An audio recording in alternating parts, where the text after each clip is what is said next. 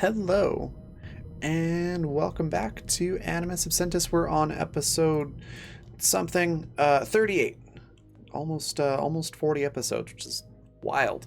Um, so before we jump into everything and wrap up the vacation at the beach and figure out where the crew's going next and all that stuff, I'm gonna let everybody introduce themselves, tell us a little about their themselves and their characters. And then we'll hop in. So we'll start with top left with Jay. Tell us a little bit about Sparky and yourself. Hello, everyone. I'm Jay, or Alien Jays. Forgive my really hoarse voice tonight, and if there's any echoing, blame the rearrangement of my room. I'm a writer, a role player, and a game dev, and tonight I'm playing Sparky, who is really glad that the crew has had a chance to finally relax and let loose for the first time in what feels like months, which is probably months.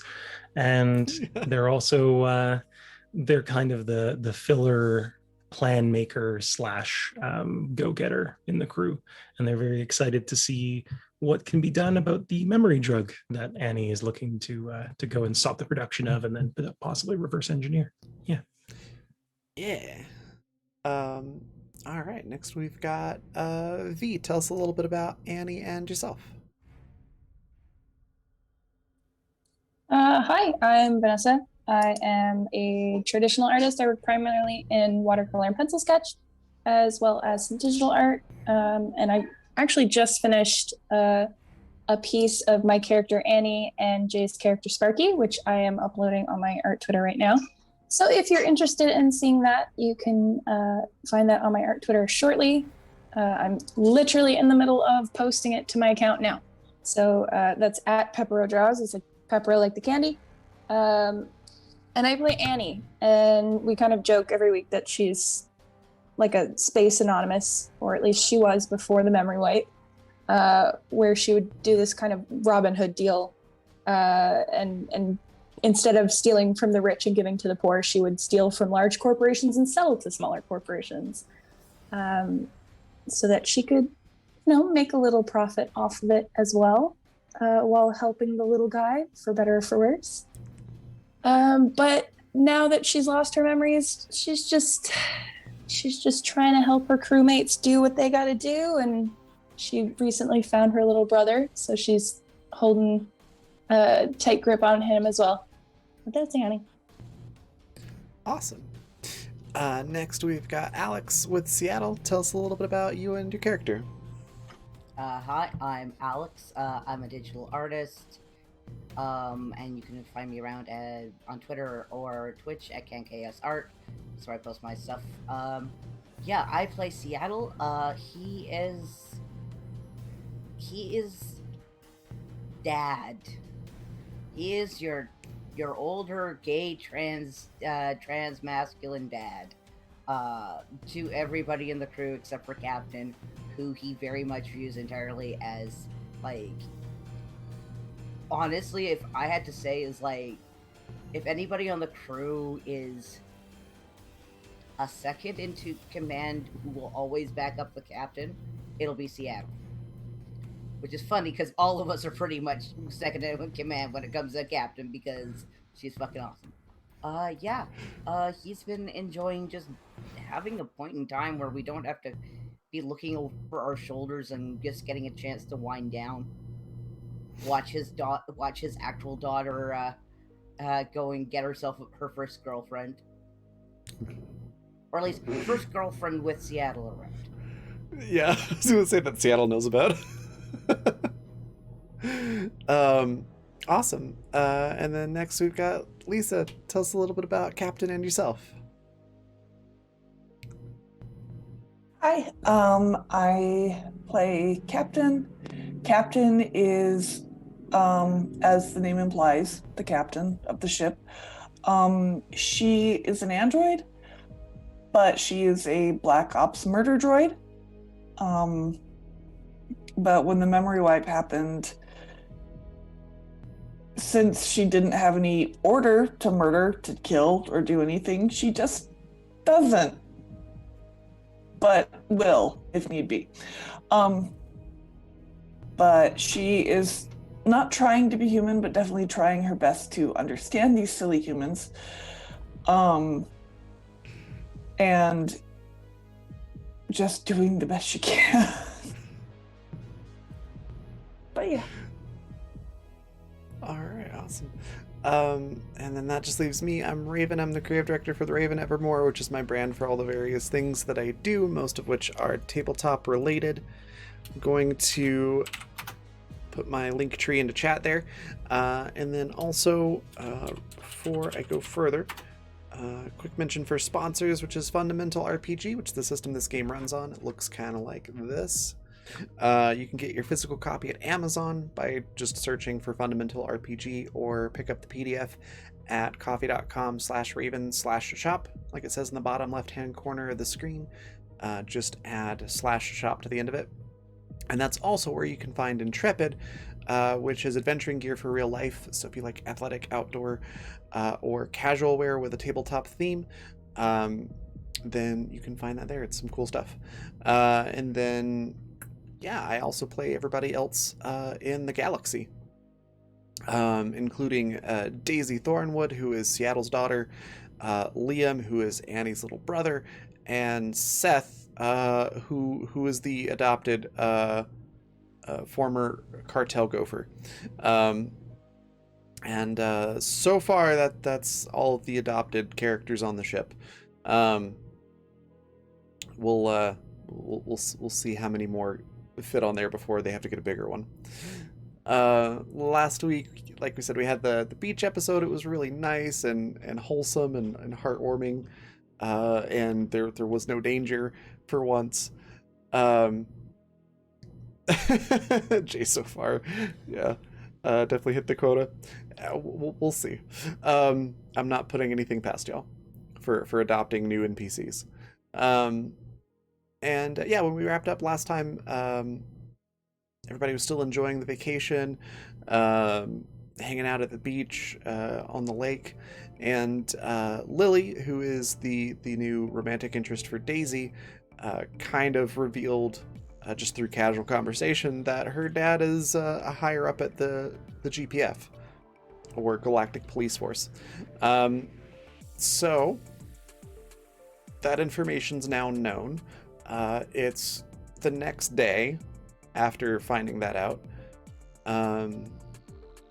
Is there anything else that you want to do while on vacation? Anything specific? It can also just be generalized, like I want to, do these activities, and you just do them.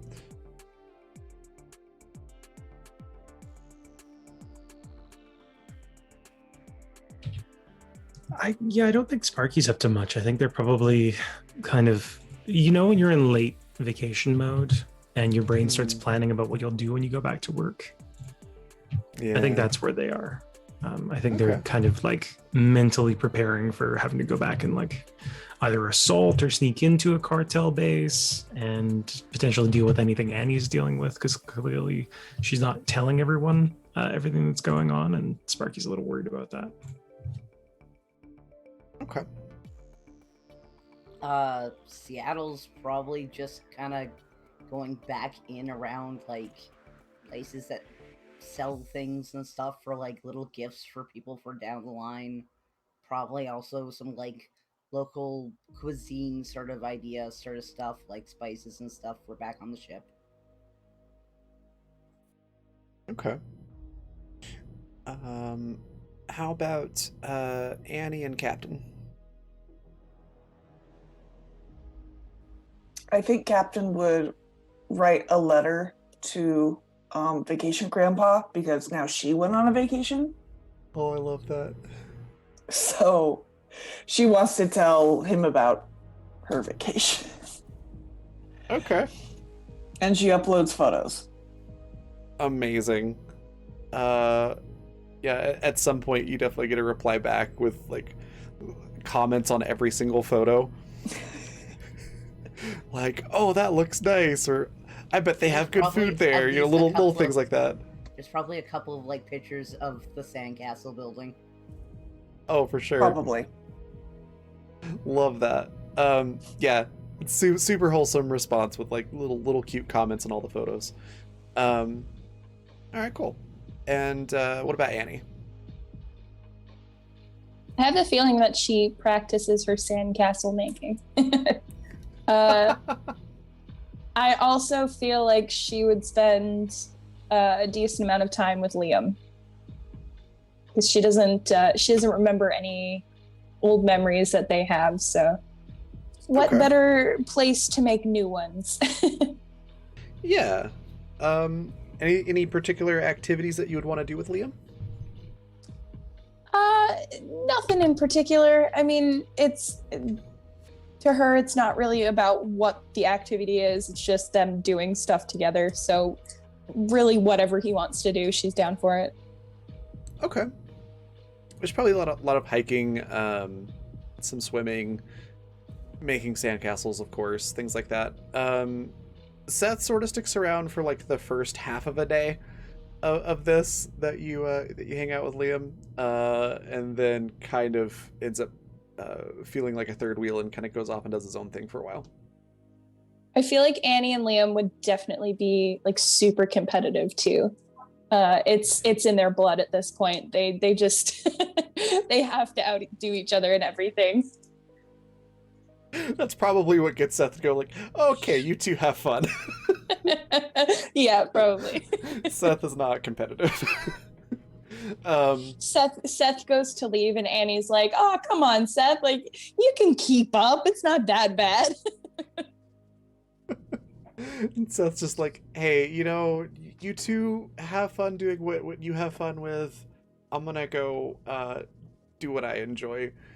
And he just goes on like a hiking and nature walking and stuff like that, and just sort of enjoys being by himself and being out in nature.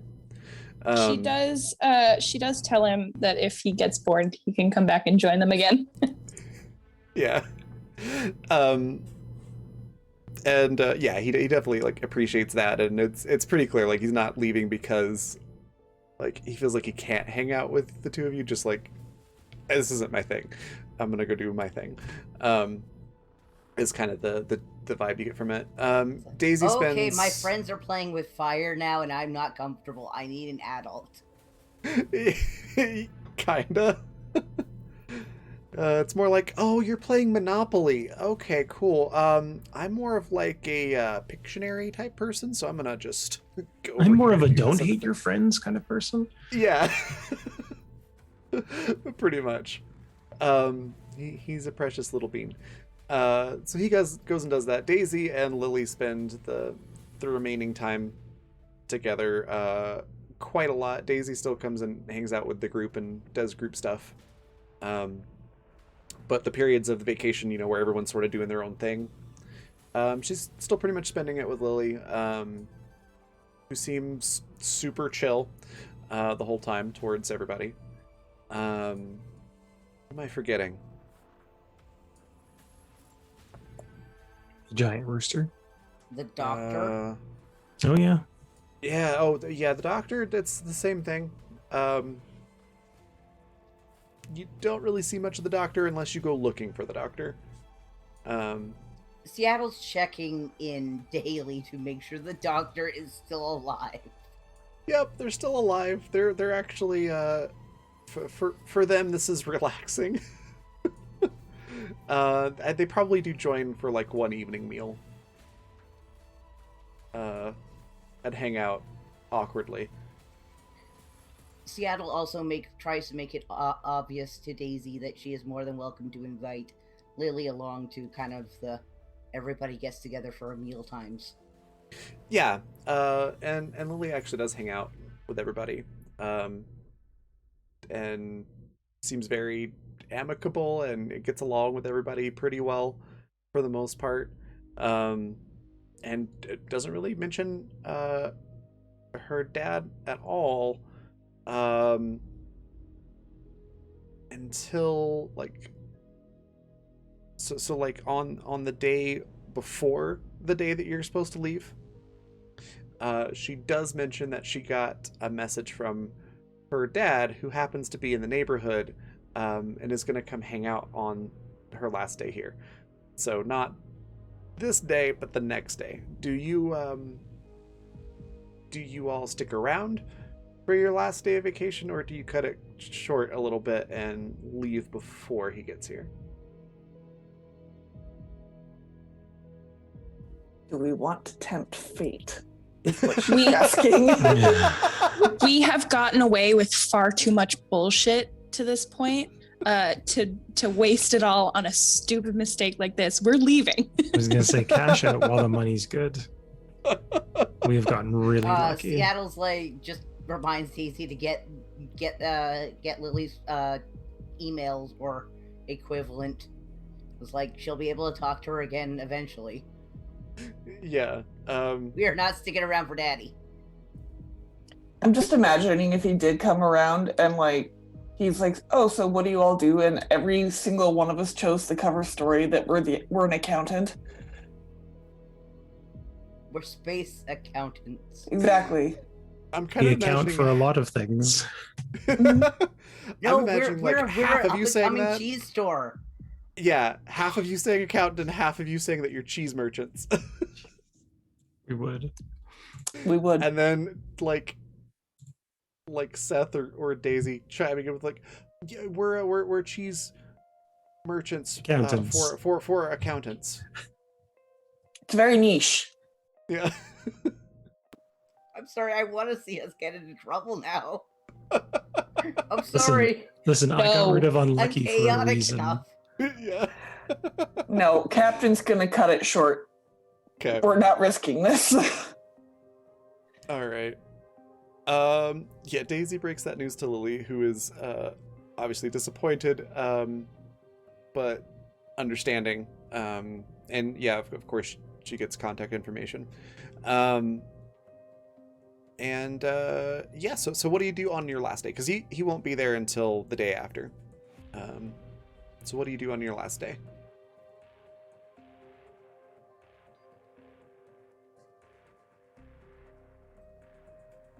Get a tan.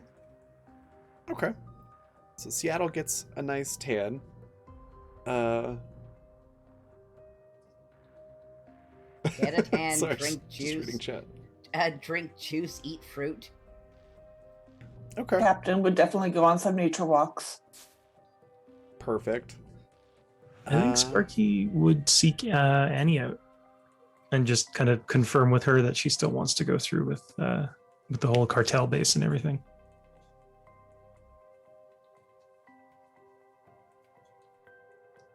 I'd say Annie is probably in her little lodge, making sure that she has everything packed and ready to go.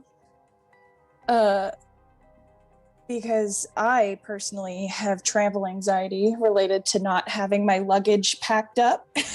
So I feel like Annie would be really on top of that. Like she'd have everything folded very nicely, and her lodging on like her room on the ship is an absolute disaster zone, but she's really good at making sure she has everything while she's traveling. So I feel like that's probably where she is.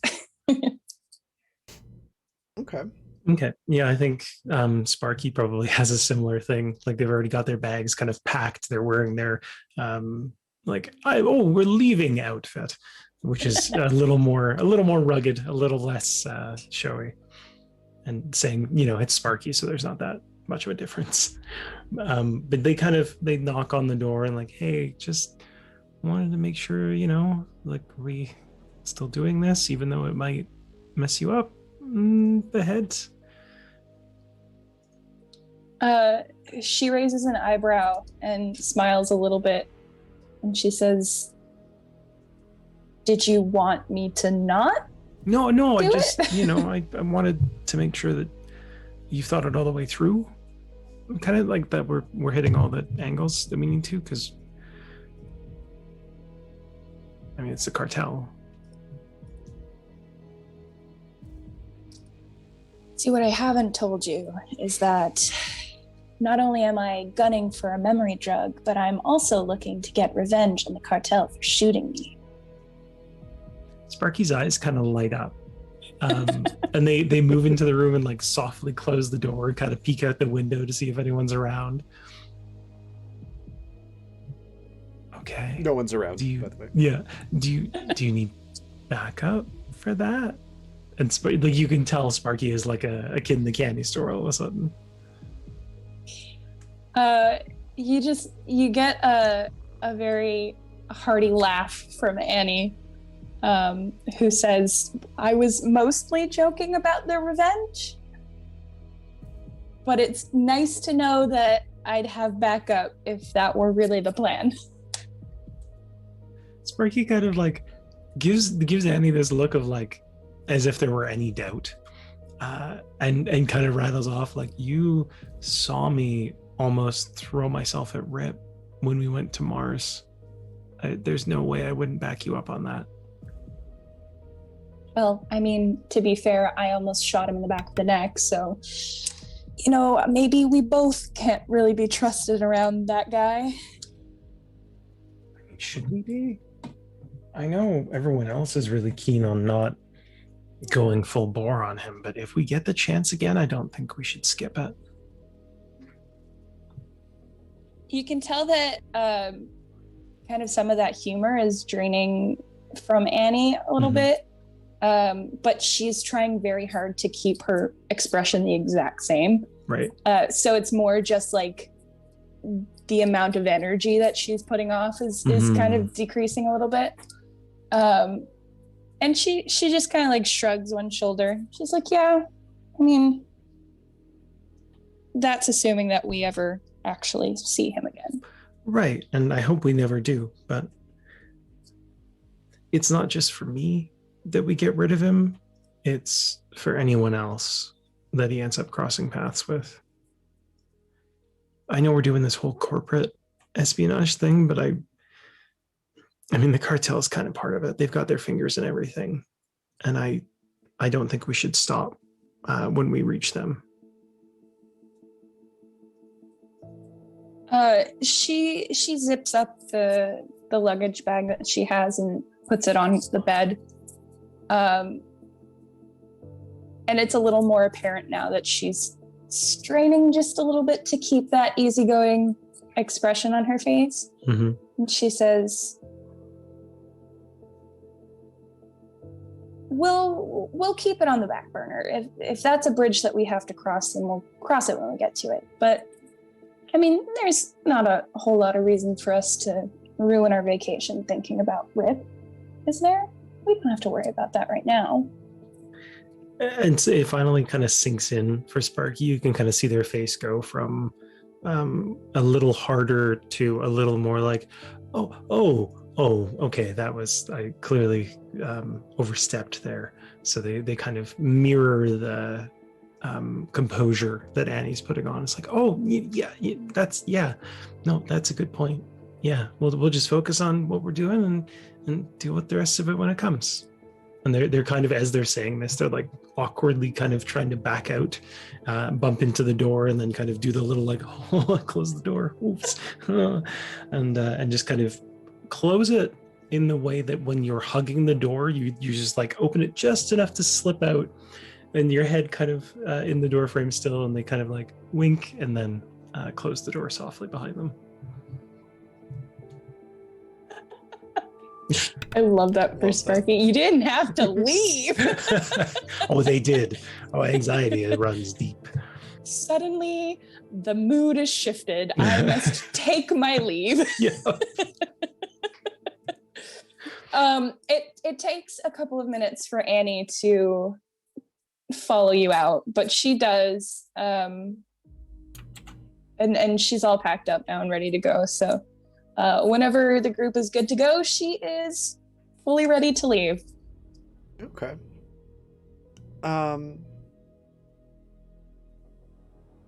Before you leave, Annie, before everybody leaves, Annie specifically gets a message.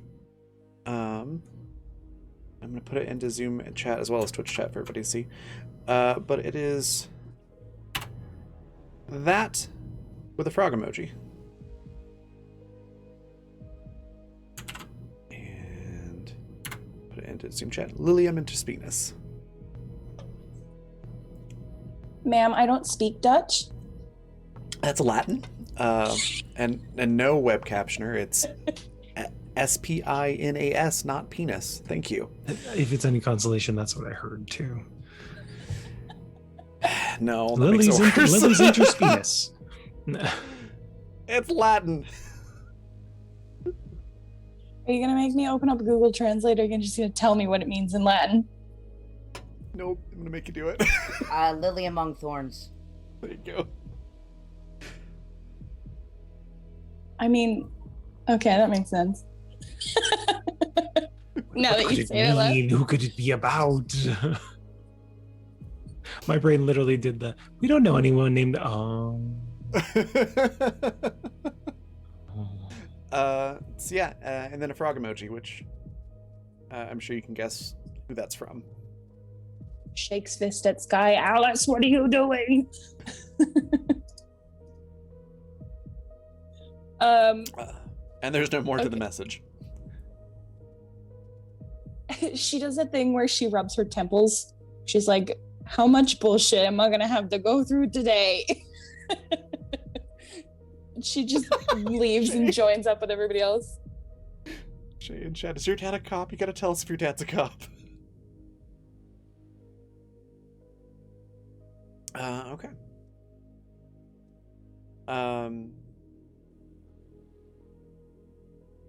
So you all leave at that point, it sounds like.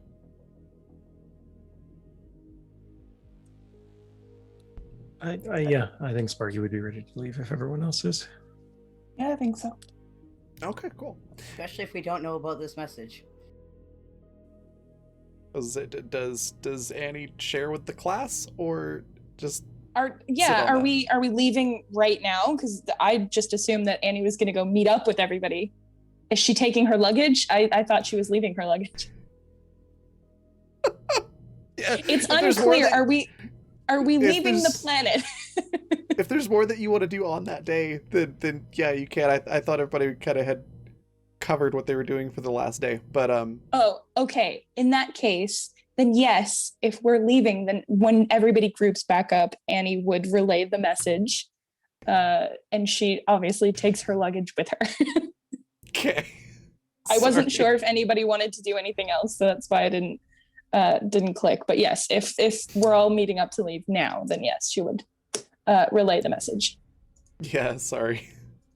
Okay.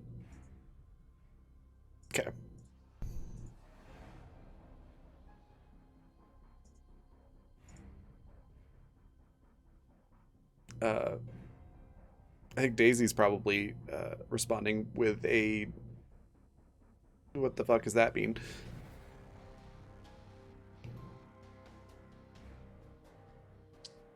That is a good question. In my understanding, humans like to use dead languages when they are being cryptic.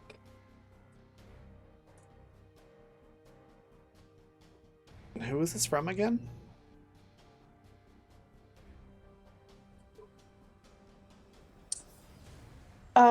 It doesn't have a name attached to it.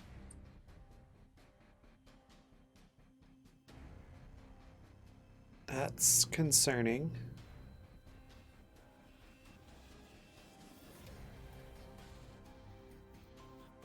Would Daisy be able to trace it? Yeah, if you ask her, she'll offer that she can certainly try.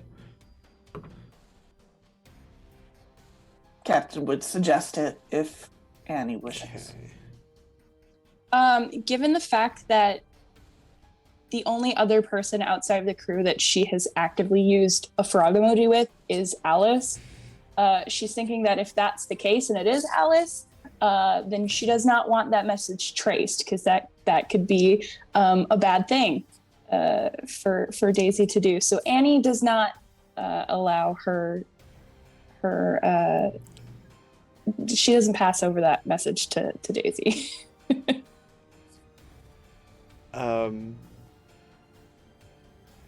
Doesn't suggest that Daisy try to trace it? Yeah. Did the captain suggest that, though? Did I hear that right? Yeah. Okay.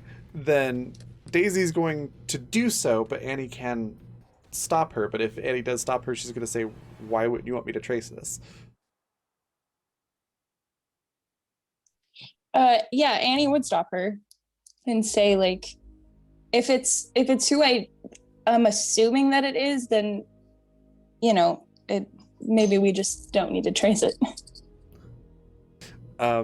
Daisy gets nosy and is like, I thought you didn't know who do you think it is? Daisy's kind of looking at everybody like, we're all here. Who else could it be?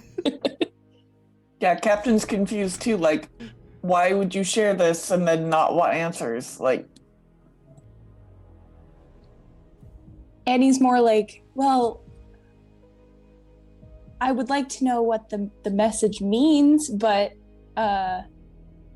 if it's who I think it is, then it's probably best that we don't blow their cover. It's a thing. We just, out of courtesy, we don't want to do that.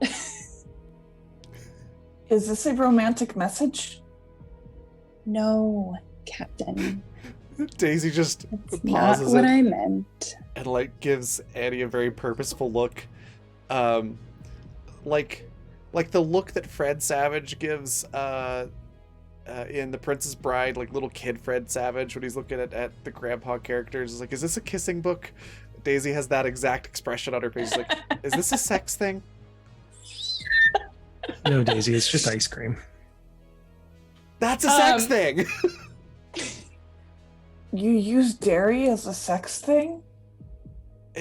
It's like a code, Captain. It's not Oh, literally it is dairy. You euphemistic. Yes. can see that Annie is not impressed with Daisy's suggestion, mostly because they're not at the level of friendship right now that would allow for that sort of tone of joke. So Annie is kind of like, no, not from you, kind of deal, right? Daisy's not intending it as a joke. It's a legitimate question for Daisy. Yeah, but still, same vibe applies. Okay. Annie's like, yeah, you know what? I don't think we're back to the level of friendship where that's appropriate. Daisy she's just like, kind of throws up her head, is like, I'm so confused right now. let me put it this way.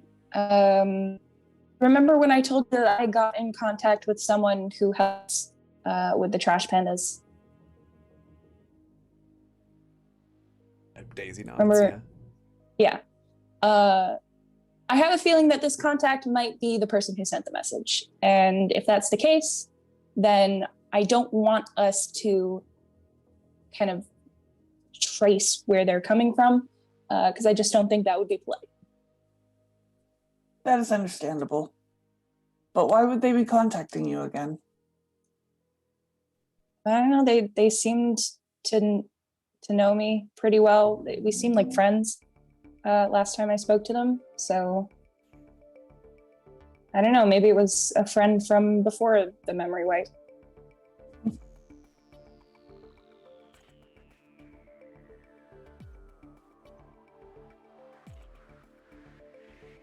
Captain is pondering euphemisms now. Annie once again starts rubbing her temples. Liam gives you that cocky shit-eating grin and goes, wait, you had friends?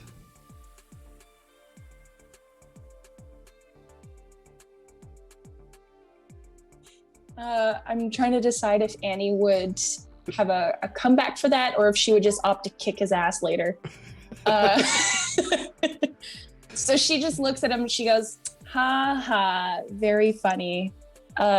Actually, yes, I'm quite the lovable person, and people are naturally attracted to me. Thank you, you little nosy brat. Liam just kind of smirks and goes, huh, people are weird. Captain Just rolls her absent-mindedly nods. People are weird, aren't they, I Kev? love that. Like, just with that kind of look where it's like, she's not present, but she definitely heard that and she agrees. Love that. So Seth chimes in at that point and goes, all right, who sent it aside? What does it mean? I mean, we just met somebody named Lily. Is that the Lily it's referring to? What's the about among thorns thing mean? Is that us? Is that somebody else? Daisy's surname is Thornwood. At that point, with that suggestion on the whole of the sentence, it's Annie's turn to like snort a laugh and try not to laugh. So she like tries to cover it up with a cough.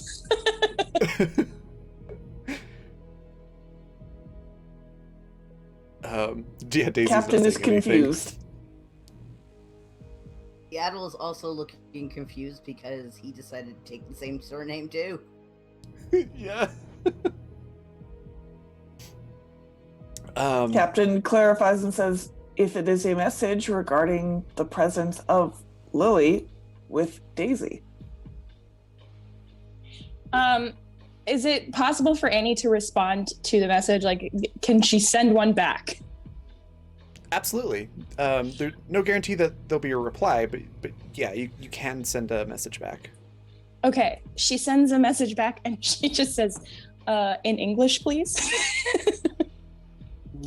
New communicator, who dis? There's a pause, and then like the other person is typing animation, and it just comes back with Lily among the thorns and a winking frog emoji. She sends back, yeah, no, I got that part. We figured that out. But why the cryptic message?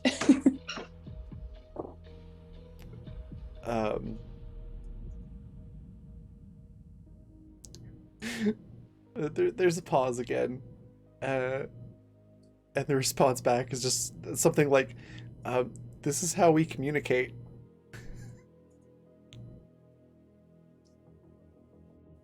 We as in you, or we as in you and me?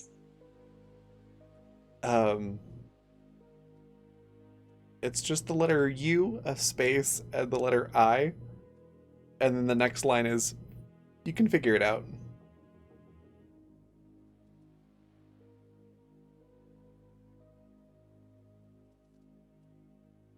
Okay. Annie doesn't respond. Okay. This person is a poor communicator. Also, a poor texter, it looks like. I'm just imagining like somebody with an Apple phone, and all of us are just like gathered around it, waiting for a message to come in. Because we're just nosy. Love that. At this point, Okay. Annie's just like, we have spent a week doing nothing. My brain is mush. I don't, no thoughts, head empty. Please just say what you mean. The world would be so much easier if people just said what they mean. Dan Brown has written a new novel. It's 100 words long. They just solve it in the first chapter. He would, yeah. Yep. That's the new National Treasure movie. Yeah. The map literally just says, here's the treasure, spend it wisely. And then it's done. Pay your taxes. That's what it would say. Yeah.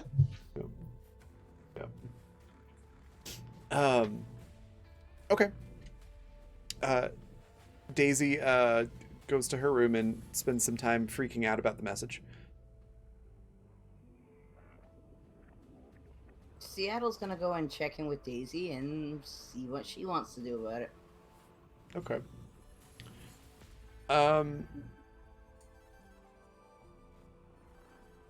There's a thing.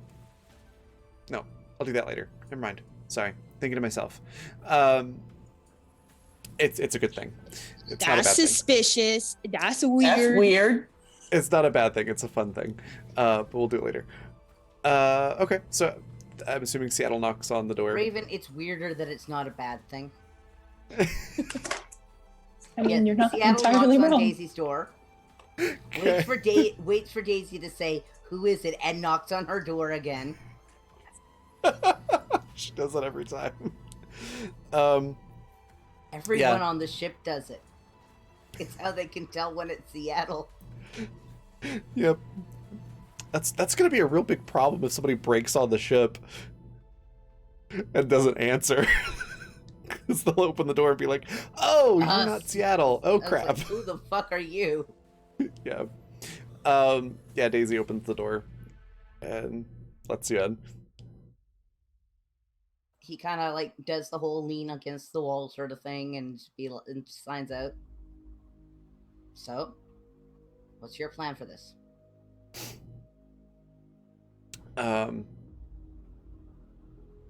Daisy's just sort of like playing with a stylus or like a pen or something like that.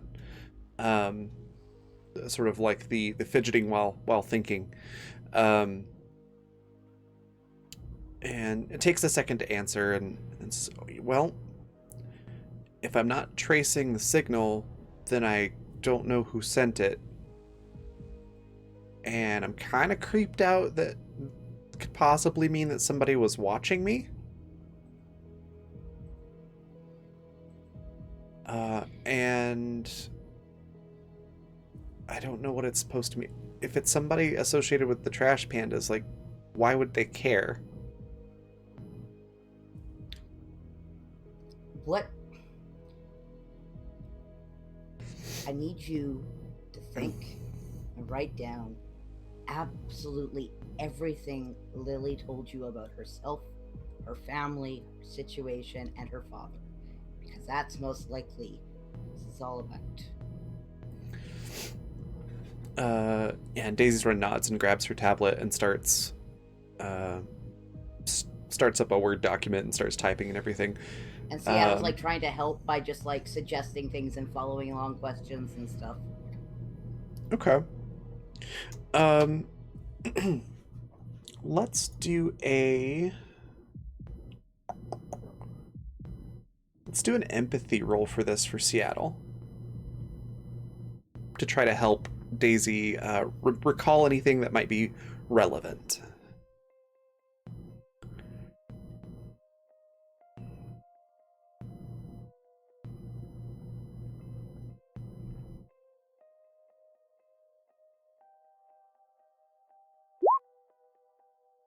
$24. Okay. So nothing like groundbreaking comes up, but you are able to kind of talk Daisy through, the few days that you were there. Daisy mentions that, they didn't really talk a whole lot about family and stuff. It was mostly just non-important things. But she does recall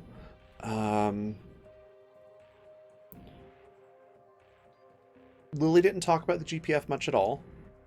God damn it, Jay. Chat. Didn't talk about the GPF much at all.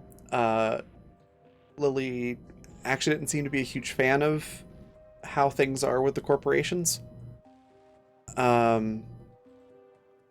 But in her tone was like, it's awful and I don't like it, but what can you do?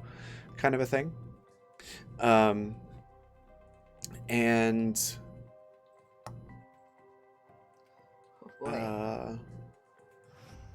they also bonded over computer stuff a bit.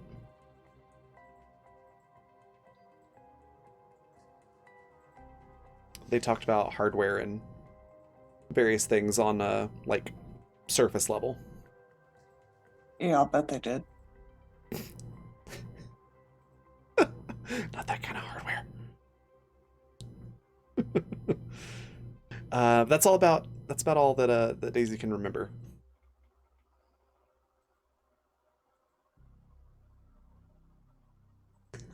Oh my god, chat, y'all are awful. It's amazing. Seattle's probably just gonna like start like putting things together and stuff. It's like,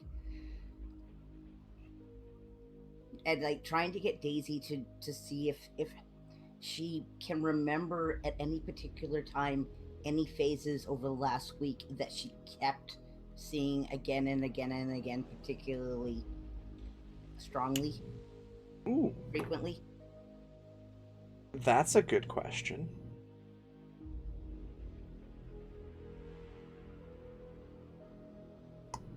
Let's find out. Nope. She was kind of preoccupied with one face in particular. Yeah, no, he figures, but you know what? It's a question to ask, because maybe. And she kind of like beats herself up a little bit about it too. No, Seattle's just like, no. This is not on you. And she's like, but normally I always pay attention to who's around me. Yes, but normally you aren't infatuated with a pretty girl.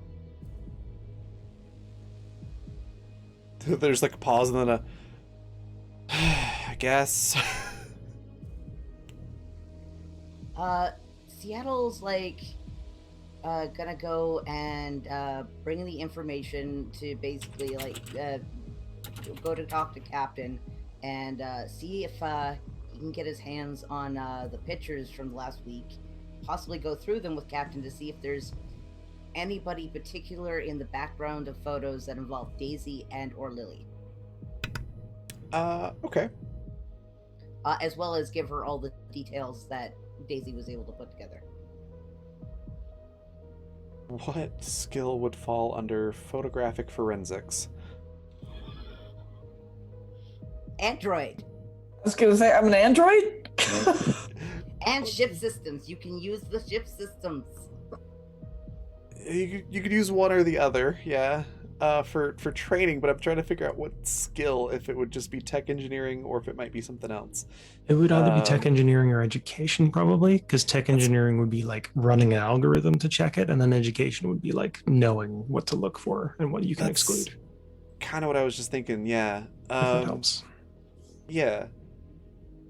Let's do education first, and then based on that, you might be able to get more information with the tech engineering. Captain, you want that on Captain or? Oh, Yes. sorry, yeah, for Captain Okay. to roll that.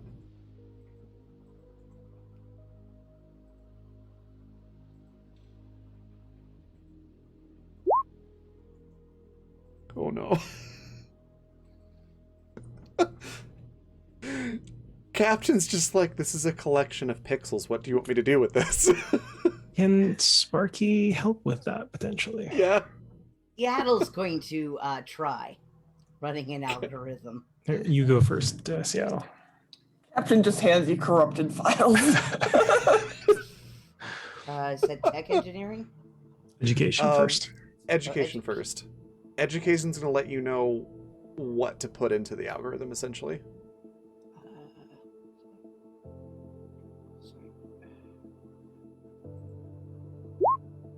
21.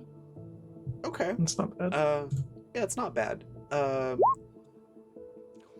my god. Sparky's like, these are definitely pixels. Yeah, that's what those 31. are. For I succeeded. Yeah. I'm pretty sure that natural one cancels me though. No, it Just means Sparky doesn't know what the hell's going on. Yeah. I think Sparky and Captain are like, yeah, we're on the committing the crime part, not the solving it. Meanwhile, I think I used to be good at this. Meanwhile, Seattle's like, wait, why am I good at solving the crime? Was I so a the secret police? No. 21 for education. You're able to figure out, like, okay, I can remove the background, and you're able to start eliminating people from the picture, or pictures rather,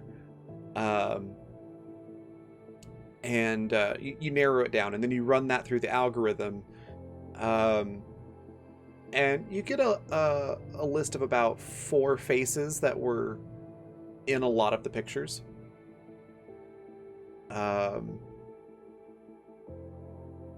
There's I'd like to like send those 4 faces to Daisy to see if that pulls any recognition. Okay. Yeah. She replies back and says, "Yeah, I think there's two younger boys, like teen boys, that are two of them." And she says, "Yeah, those two belong to the family in the what's the word? The villa. The other one that was occupied. Pretty sure it's not them. There's a lady that she didn't recognize, like with big sunglasses on, and then there is like an old, not older, but like older than teen, a grown adult male, with like a beard, and a ball cap." And she's like, "Yeah, I don't really remember who they are either."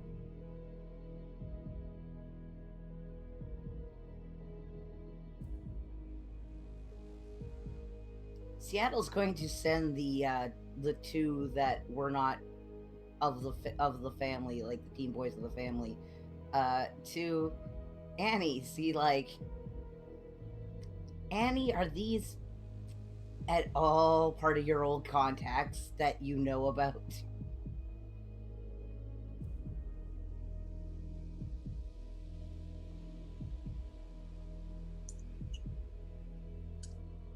Annie's response is Sorry, just get around to reading and responding to that. B.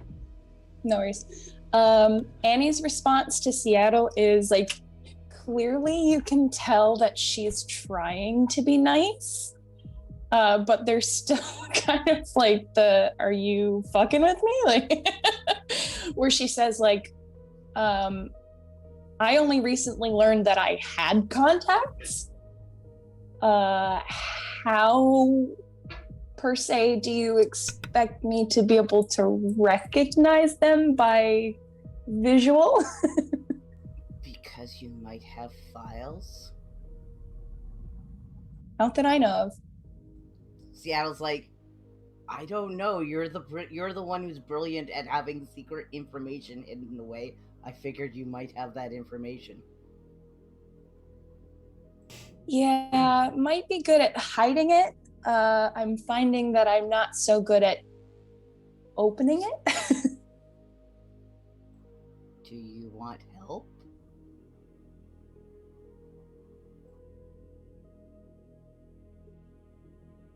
I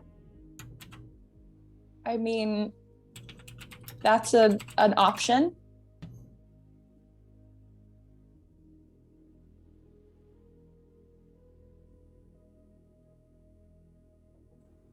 Do you think Lily is in danger from your contacts? No.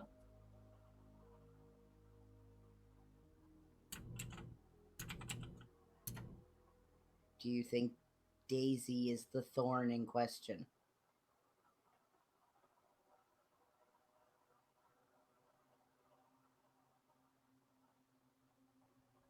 I don't think so. Do we even know what this phrase meant originally? Can you find that out? What do you mean? Well, it's a Latin phrase, right? Mm-hmm. Those usually had religious, philosophical, or medical context. What was the context of this phrase in the original Latin? I can check it out. I'll get back to you.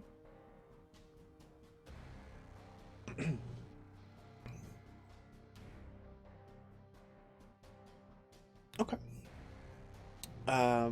While that's happening, Seattle's also watching and marveling at whatever Sparky did to their code, because wow. Who's what now? Oh, I with the natural one. Seattle's just amazed, yeah. Still amazed that you misunderstood that bad. I think if anything, Sparky probably did the reverse of what was expected. They like cropped everyone out, and then it was just these weird like background images. Yeah. And they couldn't get it to stop. They became landscapes. Yeah, exactly. Okay. While all that's happening, before you leave the planet, Seth has brought a large sealed crate and put it into the cargo hold of stuff. Liam has brought What on size crate? like a large moving box. Large enough to hold a human body. I mean, if you scrunched them up really good. Seattle's checking inside that box. It's locked. Seattle looks to Seth. Seth looks at Seattle. It's like, what? It's a surprise. That's a lock. It's a surprise for later.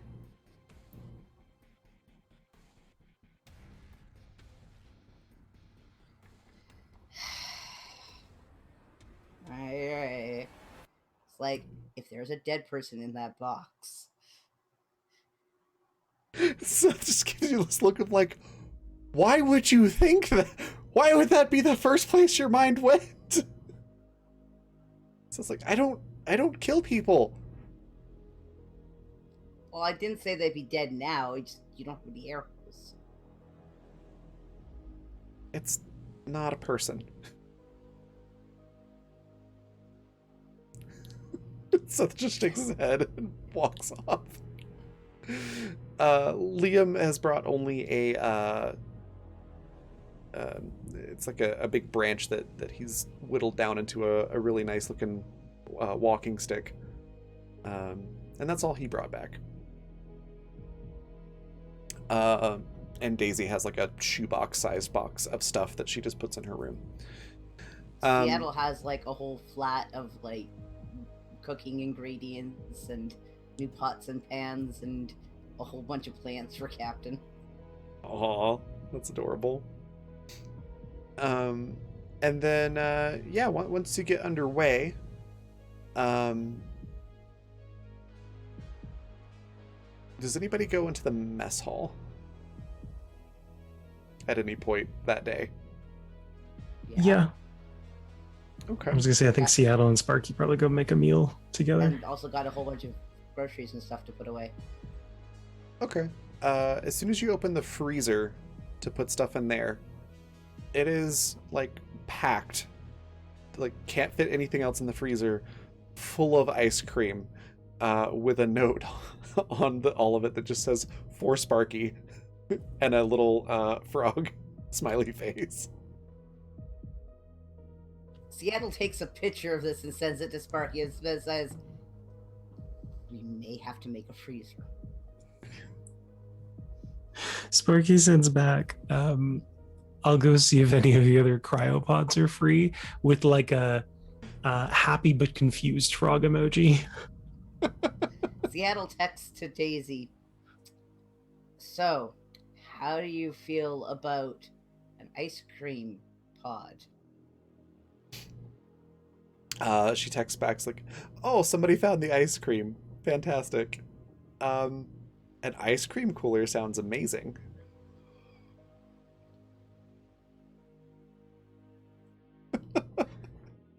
You don't need all these cryopods, right? Captain is just like, "What are you doing? Why are you making these dairy-filled robots?" It all comes back to dairy. Yeah, we're gonna have Cryopod 9 and Cryopod 8. Okay. So that was the What good you're thing that I going to mentioned have is earlier. digestive problems.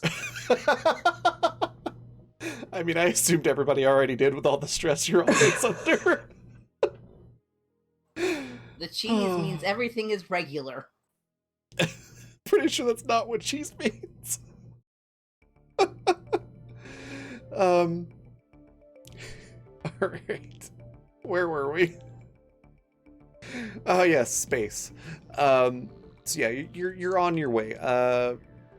Where are you headed next? I'm presuming the planet that had the pharmaceutical facility that you saw in season 1.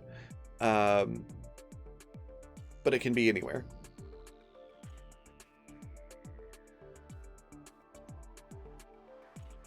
I think when we had discussed it, it was the one we'd seen in the first season. Okay. You are on your way. It'll take you probably not that long to get there, actually. Maybe a couple of days. Wait, where are we going? Go into the pharmaceutical plant to try and find out some of the stuff about the memory drugs. Seattle is going to be working with Sparky and working more on making those little EMP grenades. Okay. So we have a good stockpile of them. It's a good thing we're both working on it. Yep. Inside of our vault. So it Oh, won't yeah, we affect the did. rest of the ship. That's right. We made a little vault. Yep. We turned the vault into our explosive room. I love that. We really shouldn't be Okay, building cool. these in space. Nope. But you know, live and learn, and hopefully live still afterwards. Yeah, let's get a mechanical engineering roll from both of you.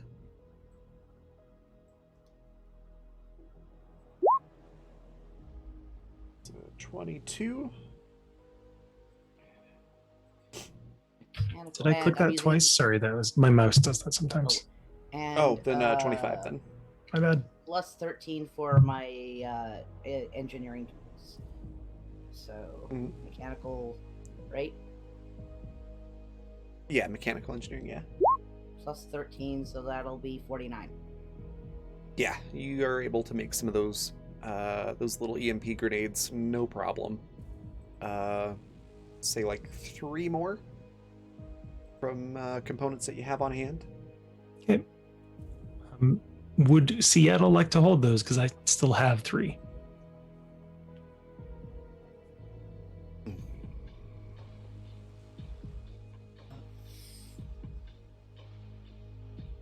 It's probably not best to have me loaded down with all the grenades because I do have. It's like, and Seattle's like thinking, am I?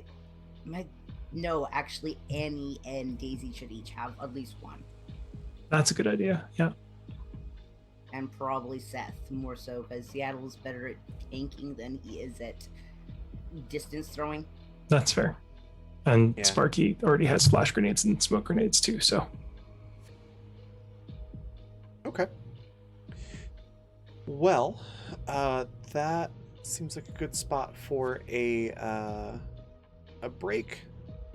So we're gonna take a 15-minute break, let everybody stretch their legs, grab snacks, and hydrate, and all that good stuff.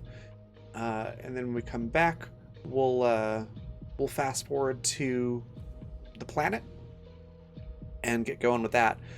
So while we're on break, be thinking of anything that you want to prep for that, any planning that you want to do, and or anything that you want to do over the anything else, I should say, that you want to do over the couple of days it takes to get there. All right, and yeah, we'll be back in 15 minutes.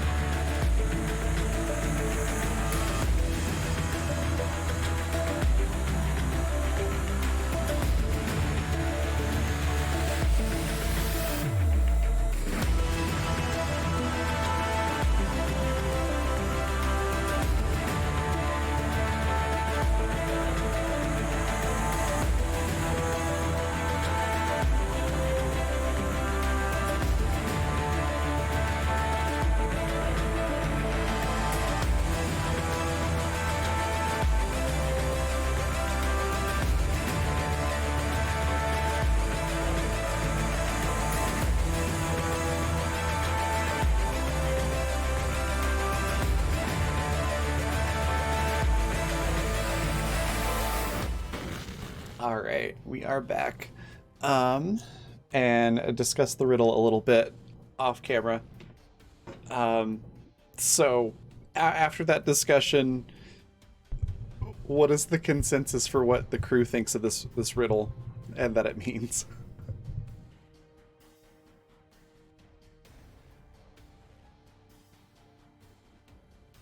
We're pretty sure that it means that Lily can be a good resource to us.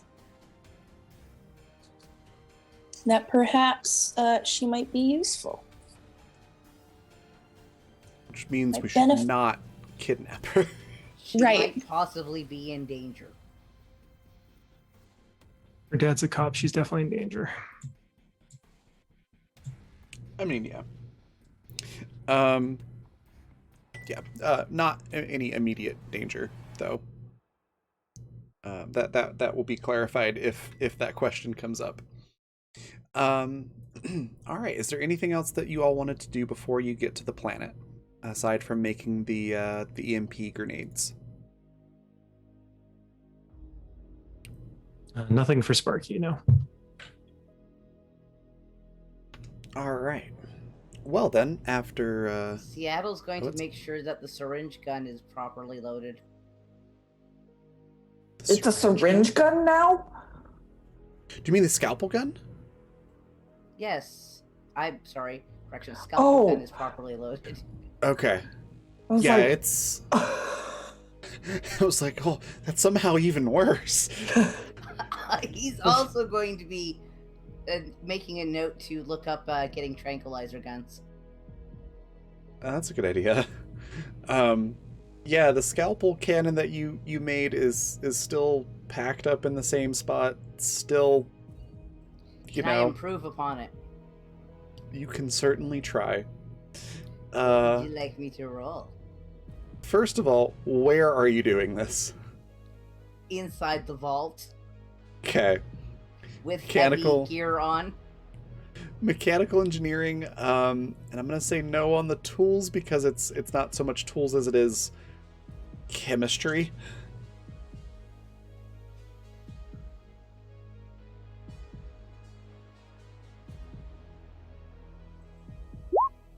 $32. Okay. You made it a little bit more stable. It's not gonna like go off for no reason now. Perfect. The trigger is or detonator or whatever you want to call it is much more stable now. So if you drop it, it's not gonna like just, I mean, unless you're rolling that one.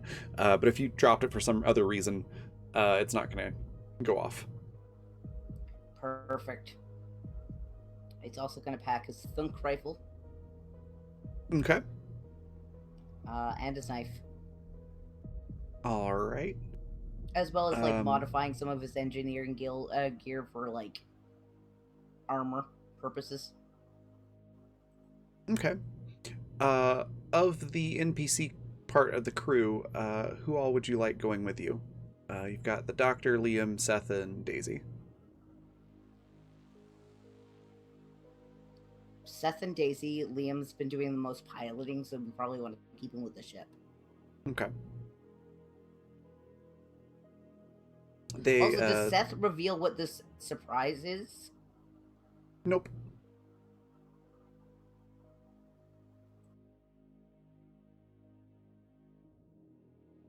It better not be a body, Seth. This fucking It's kid. not a bodyguard.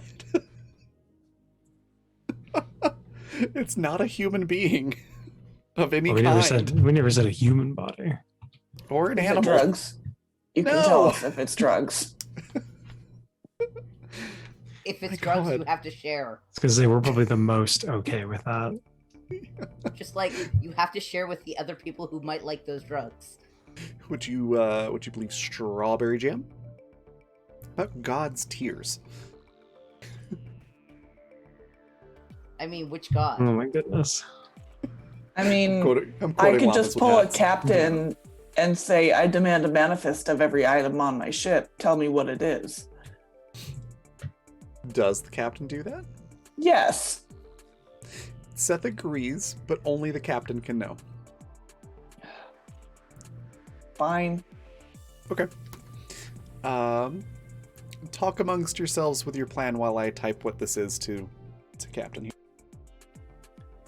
Sparky's gonna look to Annie. It's her gig.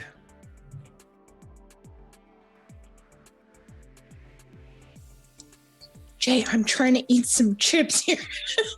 Oh, I'm sorry. I didn't mean to interrupt. I just figured because it was your your idea. I just thought you might want to be at the forefront of the. No, it's okay. We can take over for your My circus, your my game. monkeys, huh? Listen, you signed the fucking contract. I'm just imagining that happening in character. Yeah. And Sparky just being like, so what's the plan? And Andy being like, God damn it, Sparky. I'm trying to eat Lay chips. off. Yeah. I am eating chips. Yeah. Can I Fuck have up, ma'am. one snack, please? Sparky would definitely be very keen to hear Annie's plan because they are very happy to not have to be the plan person. Annie has no plan. I She mean, just wanted I guess that's your jam then. You're calling point. All right, so here's the plan. We're gonna wing it. There is exactly. We have no information, and we don't even know if the doctor's information is solid. Like, this is the only hunch we have. This it's your show. Actually, speaking of the doctor was busy working on stuff the whole week that y'all were on vacation. And the doctor has said that they know now 2 of the compounds that are involved with the memory drug, and is pretty sure that those 2 were the ones being developed at this location. Assuming you ask the doctor. Yes, of course. We're polite. We ask questions. Would you like to know the name of the first 2 compounds? Yes, absolutely. The first one is dexaprovolene. The second one is entaloxide. Yeah, you're gonna have to write those down.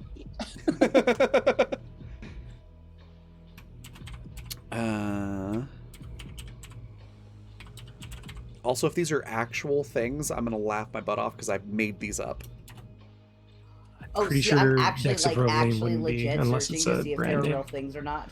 The first one would I- have to be a brand name. I did not catch any of that. Jay first. I was saying the first one would have to be a brand name because it doesn't follow the chemical naming conventions. Okay, and then Alex, what were you saying? I was just being like, I'm already looking them up. So, Okay. like, as you say them, I'm looking them up. That's funny. So yeah, that is it. I'll put them into Zoom chat as well. I was gonna write them in my little note section on my character sheet, and every time I scroll down, all I see is sleeper agents, and it gives me anxiety every time. Sleeper agent. What? We had a theory once about I don't even remember when we talked about this, but one of the theories was sleeper agents, and we were all really nervous about it, and I wrote it in my notes, and now I didn't take it out, obviously. So every time I try to put something in my notes, I just see the word sleeper agents, and I'm like, oh, we're in trouble. I think that was Well, that's 'cause from we like were- season 1. I was gonna say Yeah. we were worried there were like activators within the memory drug Yeah. that could, yeah. Yeah, so every time I see it, I'm like, huh? Well, that's a new source of anxiety I'd forgotten about. Thank you. You're welcome. Just thought I'd add to the mountain of other things that we always get anxious about. So kind. You know, I truly have the whole crew's well-being at heart, you know? So what's the plan, Annie? I just told you there is no plan. Seattle's like, how are we planning? Where and how are we planning on breaking in to get information, or possibly the drug itself?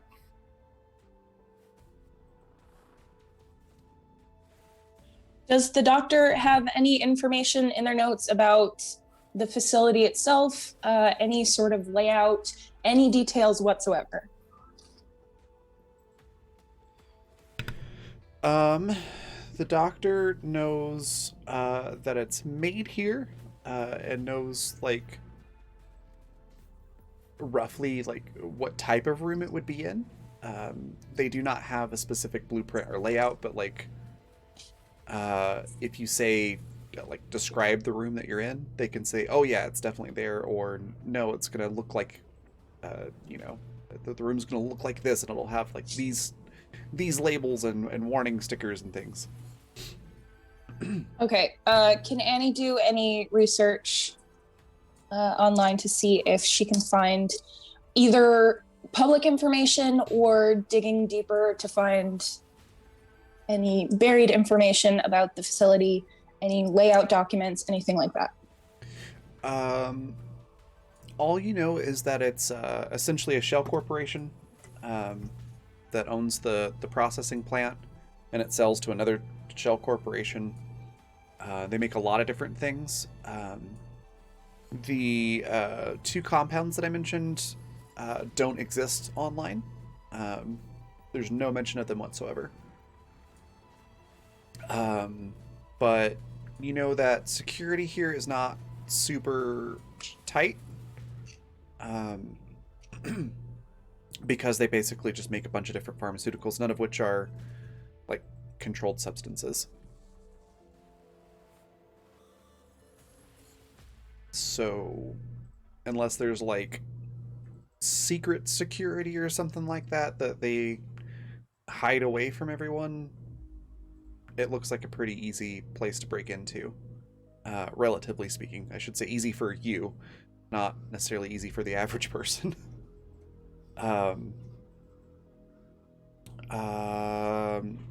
You probably would be able to tell that the facility contains offices and labs, and then a big processing like factory, and then a giant warehouse.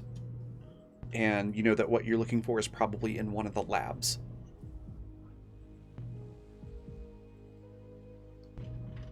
Seattle holds up a hand. I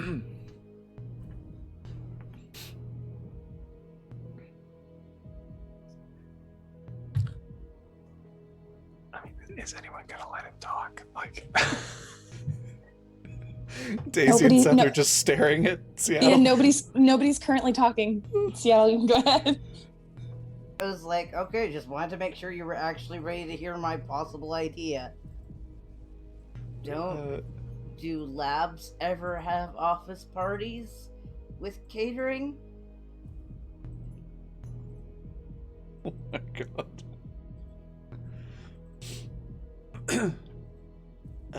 Daisy kind of looks at Seattle and goes, yeah, but how many times are we going to be able to get away with the whole catering bit? More than once, at least. We've Haven't we only done done it it like once. 3 times? Once. Why does it feel like more? Don't know. because it's a terrible idea. And that is Sparky saying it. And Seattle's like looking around. I don't hear any other ideas yet. It doesn't mean there aren't any. And Sparky kind of looks Seattle at gestures to Sparky. Sparky looks at Annie. Do we not have Daisy- jumpsuits representing another company? Why are we just playing one big game of pass the buck? Because it's not my turn this time. Yeah. Daisy just blurts out, "Oh right, because I got crammed in the cryopod and got shot at the last time we tried that plan."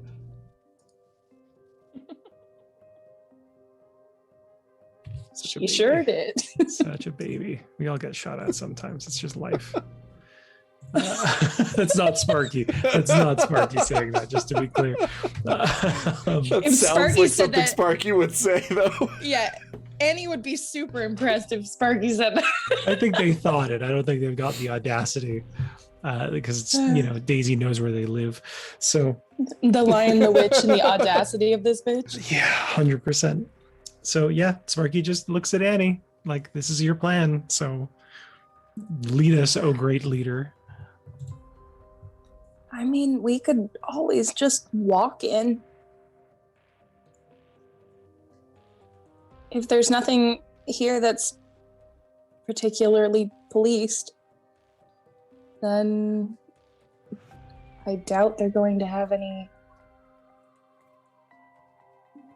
initial heavy security measures.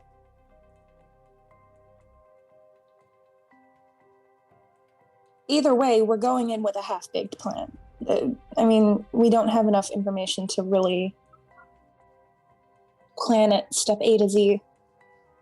This is gonna have to be one of those things that we work out on the fly.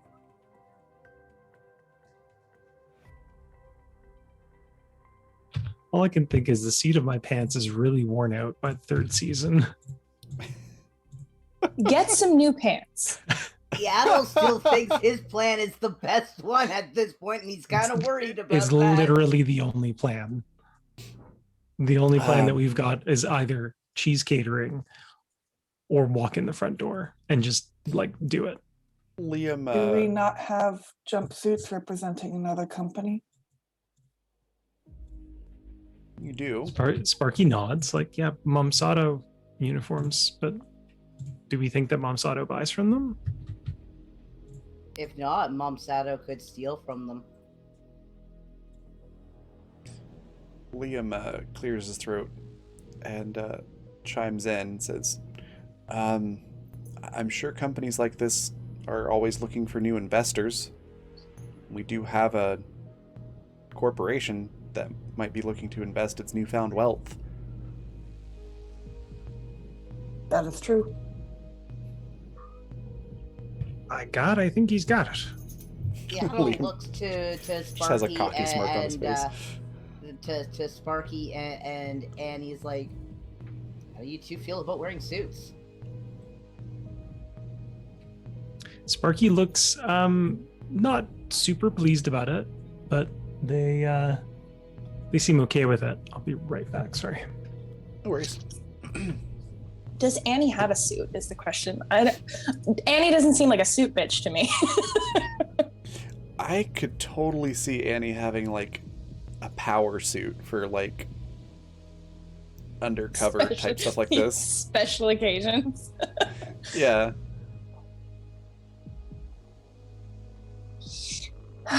Like the bursting into a place going, I'm gonna need to speak to your manager's manager's manager.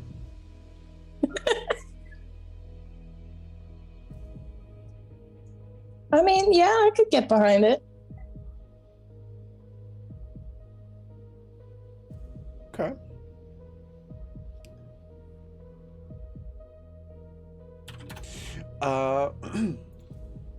So everybody else, meaning Seth and Daisy and I guess that was the only two actually, sort of look at everybody and go, right, so who are we going to be in this scenario?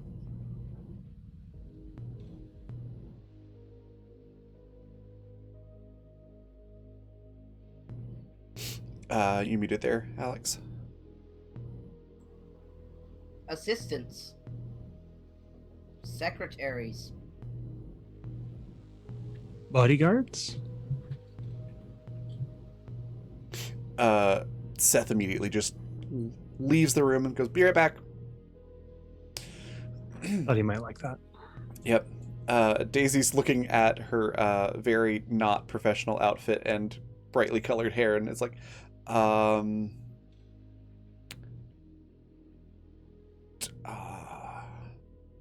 might need to go clothes shopping. And might need a wig.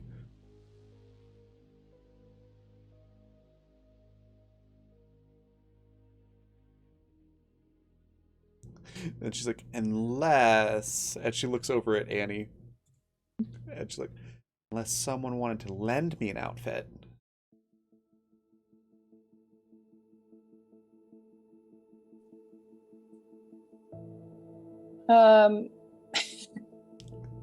Annie like looks Daisy up and down with a very scrutinizing eye, as if she's like mentally trying to figure out if she has anything in her closet that will fit Daisy appropriately. Yeah. And she's like, I mean, I could try and find something. I'm like, I can't make any promises.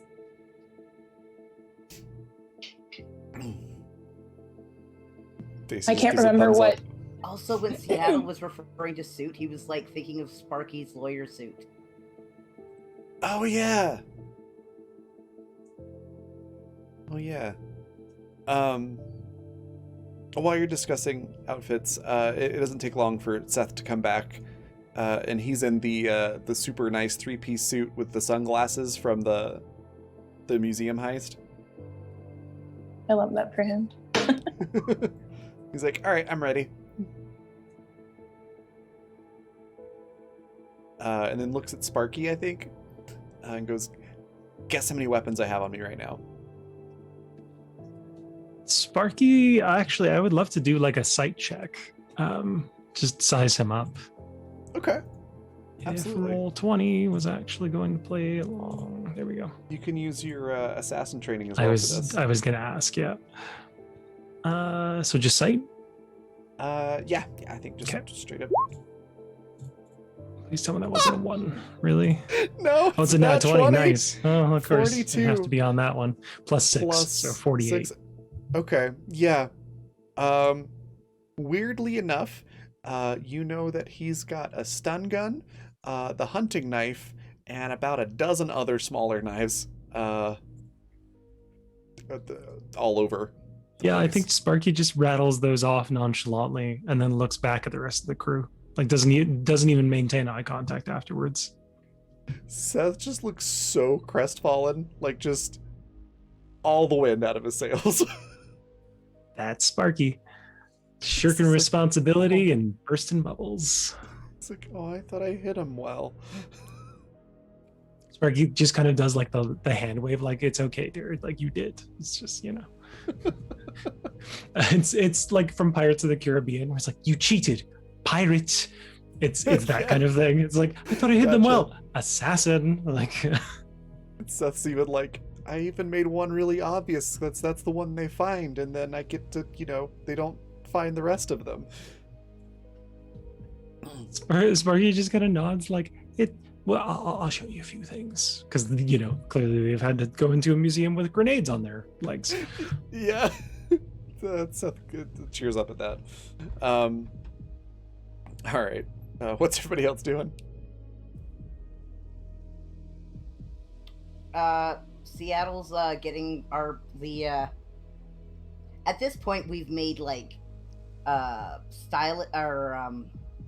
stencils for the thing, and he's working on changing the ship over to our corporation name. We're gonna have some Perfect. Fordite out of this thing. Painted so many times. I know, right? We're gonna get some neat rocks. Stencils is good. You don't even have to roll. You just are able to do that for your corporation, your conch core shell company. All right. That happens. Seth gets loaded up on the shuttle. What kind of outfit does Addie pick out for Daisy? That is a really good question. And it can be literally anything you want. Remind me again what kind of build Daisy has compared to Annie. I can post the picture again of what she looks like. And for the rest of you, Annie's red suit is in the Discord.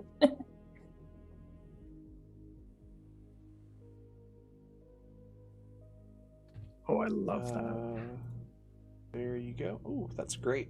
That's toasty. And then I will post a link to the picture into Twitch chat here in just a second as well. Homegirl is a spaghetti noodle compared to Annie. Oh no, this is going to be really difficult. I think Annie would probably pick something like plain, nothing with a pattern, something that's a little bit baggier that she can style that way.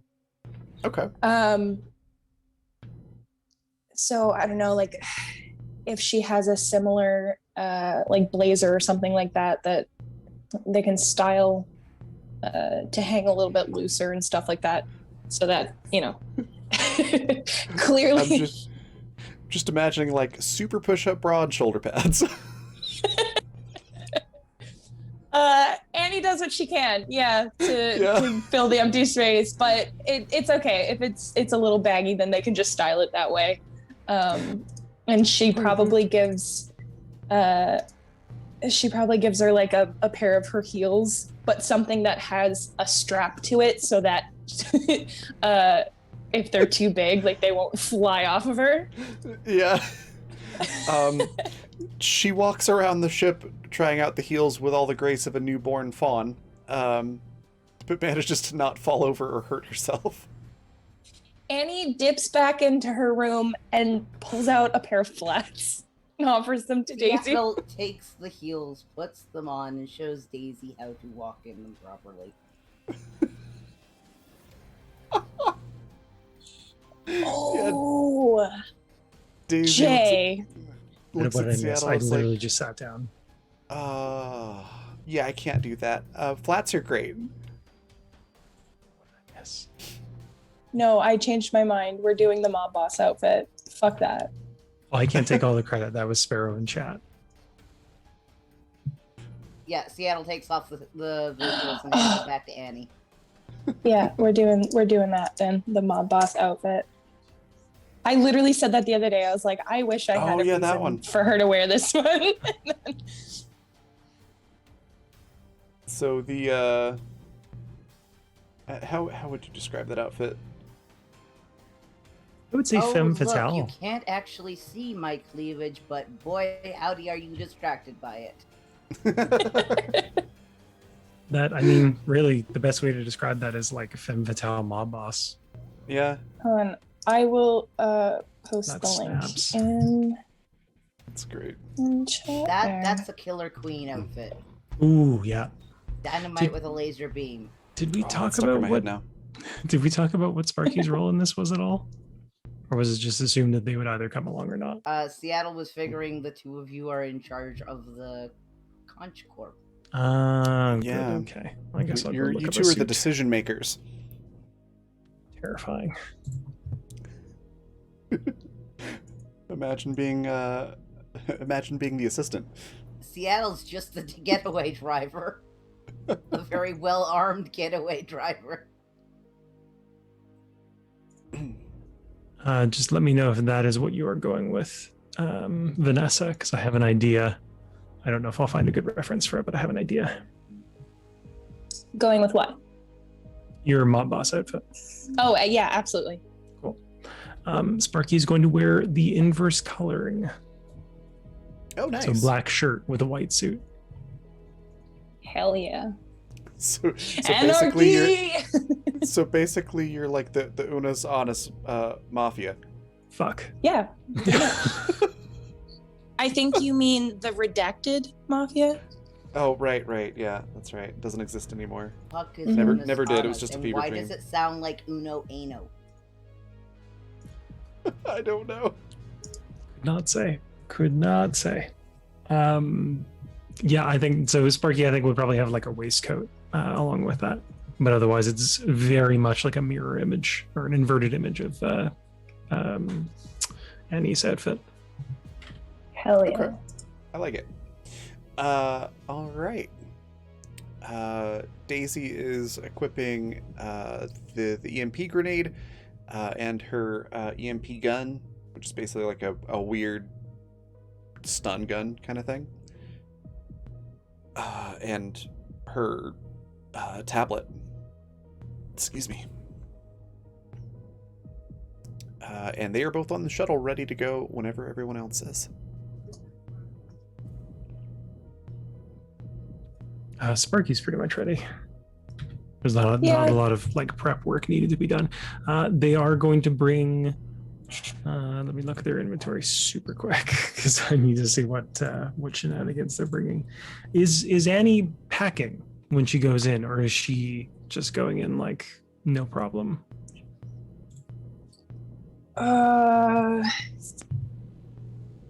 Because if we're planning, like if Annie's planning to do that and she lets Sparky know, Sparky will also go in case things go bad. Kind of Annie mode. probably takes her knives, I guess. Okay. The only other thing that she really uses very much is her crossbow, and she can't exactly take that. So That's totally fair. Yeah, I think Sparky will bring the little noise device. Make sure Seth still has his earplugs, and they'll make sure that everyone that's coming with knows about the noise device. Okay. And hopefully, it's like a last-ditch maneuver. And they will bring their holdout pistol and their knife. I think. Well, you know what? They might scan like they did at the bank. Yeah, I think Sparky would just bring the noise device and then the comms blocker, and maybe one of the small EMP devices. Just Okay. a pocket full of bombs. That sounds like a great album name. Doesn't it? Yeah. Like a dubstep album or something like that. Anyways, yeah, you are able to head right on down to the planet, which is generic populated planet. Didn't we have a with, really good name for it last time? Or was that the spa planet? No, we did have a good name for it. It was It was an acronym. And then we crap, I like didn't write it down. pronounced it. Neither did I. Started It with was a like T. the one planet from season 1 with the thing or something like that, and it was Yeah, that sounds right. it was a name. I can't believe I It didn't was write like- it down. Tube Fasaw or something like that. Tupfasa, yeah. Yeah. I'm writing that down now. Cool. We're gonna spell this TOOBFSA.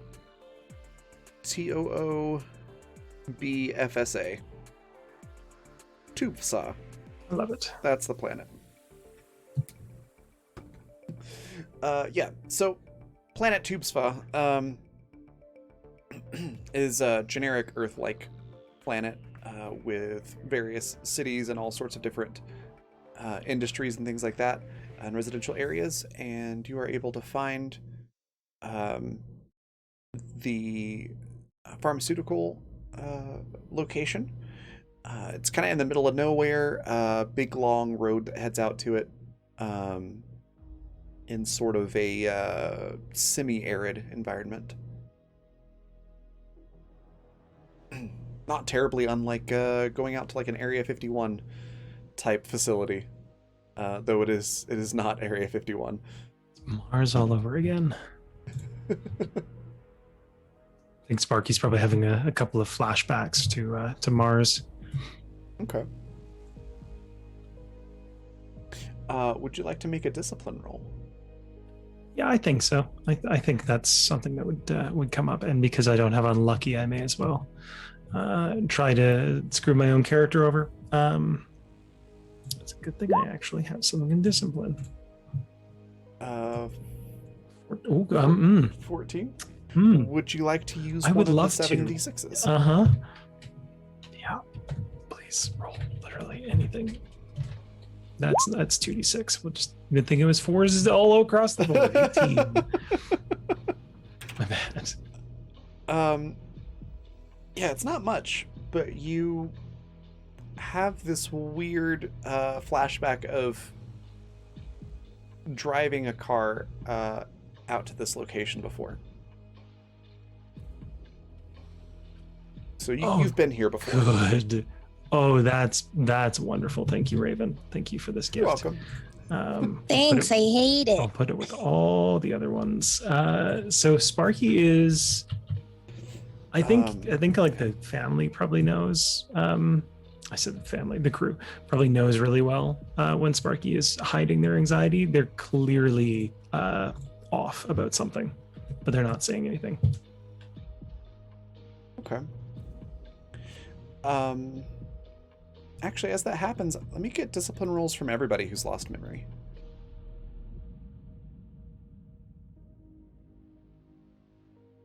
I love that distinction. Everybody who's a lost memory. We go in and it's just a rip in the warehouse, like, you finally made it. Time to start your training for real. It's all been a ruse.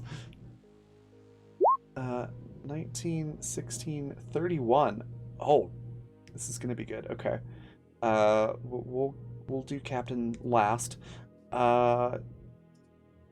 So Annie, you have a vague memory of having sold some information about a contract with this company. just sort of a sense of familiarity. Like I've done something for this company before, but that's about it. Seattle,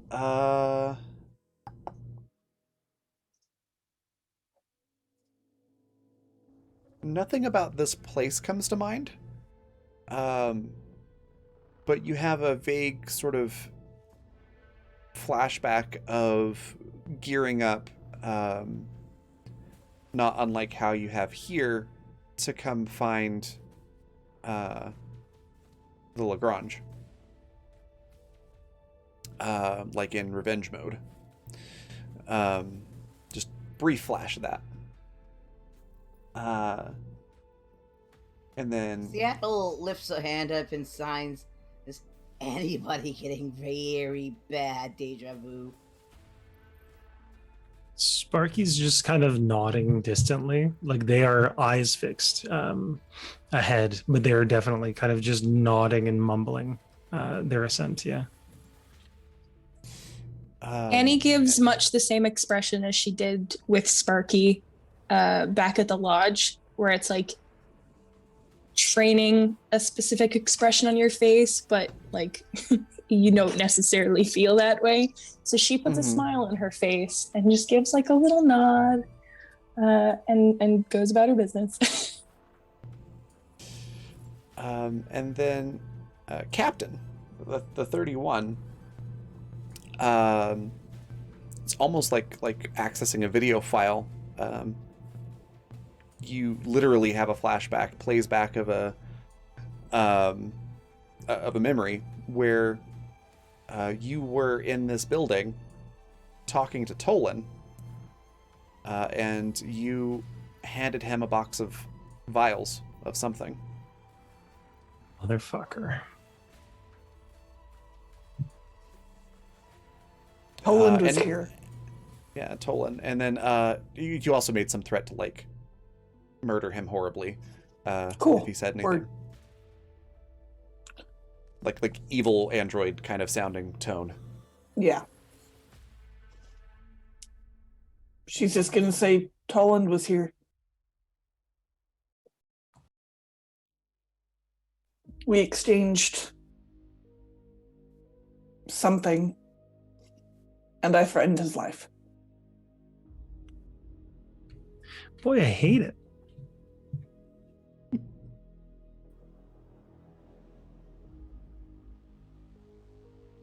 No wonder he was nervous to hear from you early on.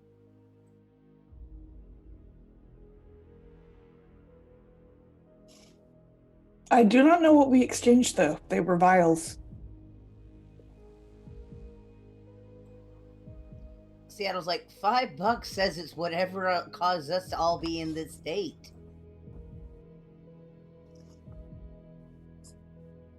Possibly. I'm wondering if it is a mistake now for me to be here.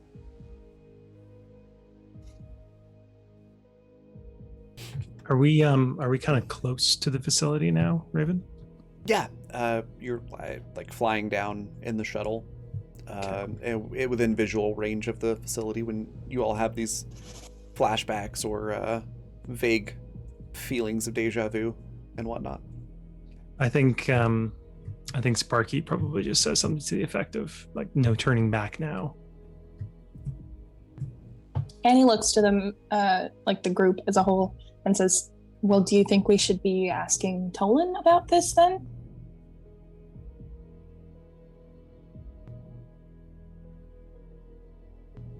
I will stay on the shuttle and contact him. Sparky's just gonna look at Captain like, "How do you know Tolan was here?"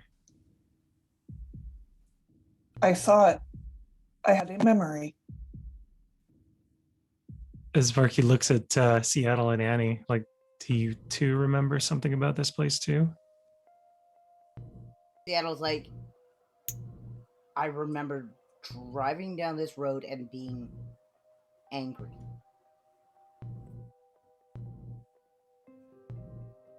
Sparky, you look at Annie, and they look more than just worried. They look frightened.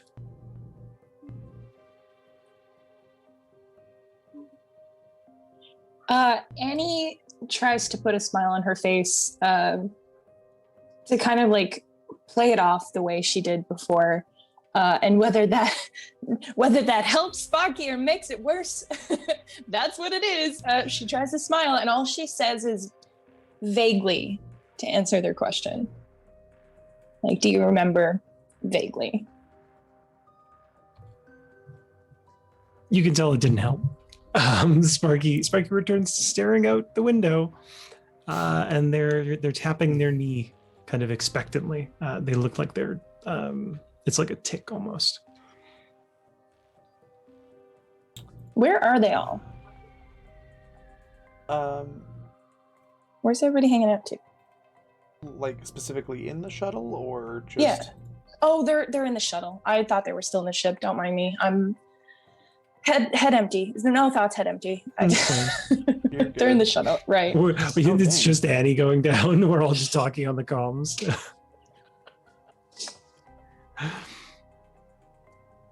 Okay.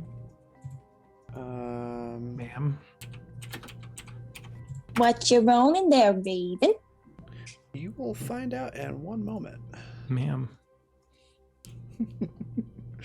What you doing?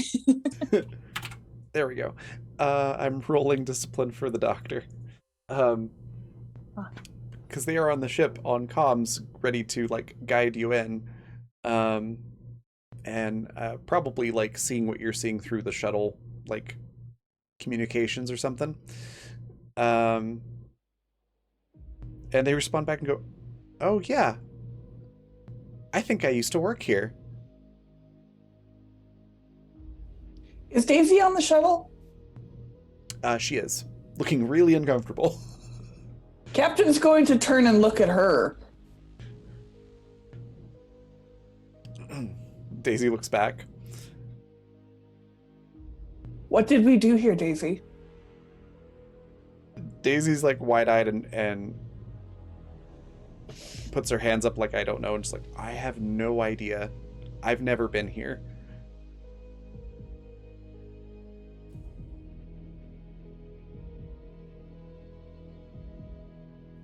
It's a good thing I was muted when I said that.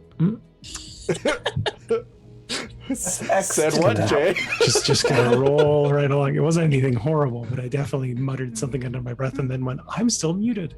Yeah, the doctor says they're pretty sure they used to work here. That this is where they remember working on the drug. And Daisy looks uncomfortable at that statement? No, Daisy just looks uncomfortable in general as everyone's remembering things.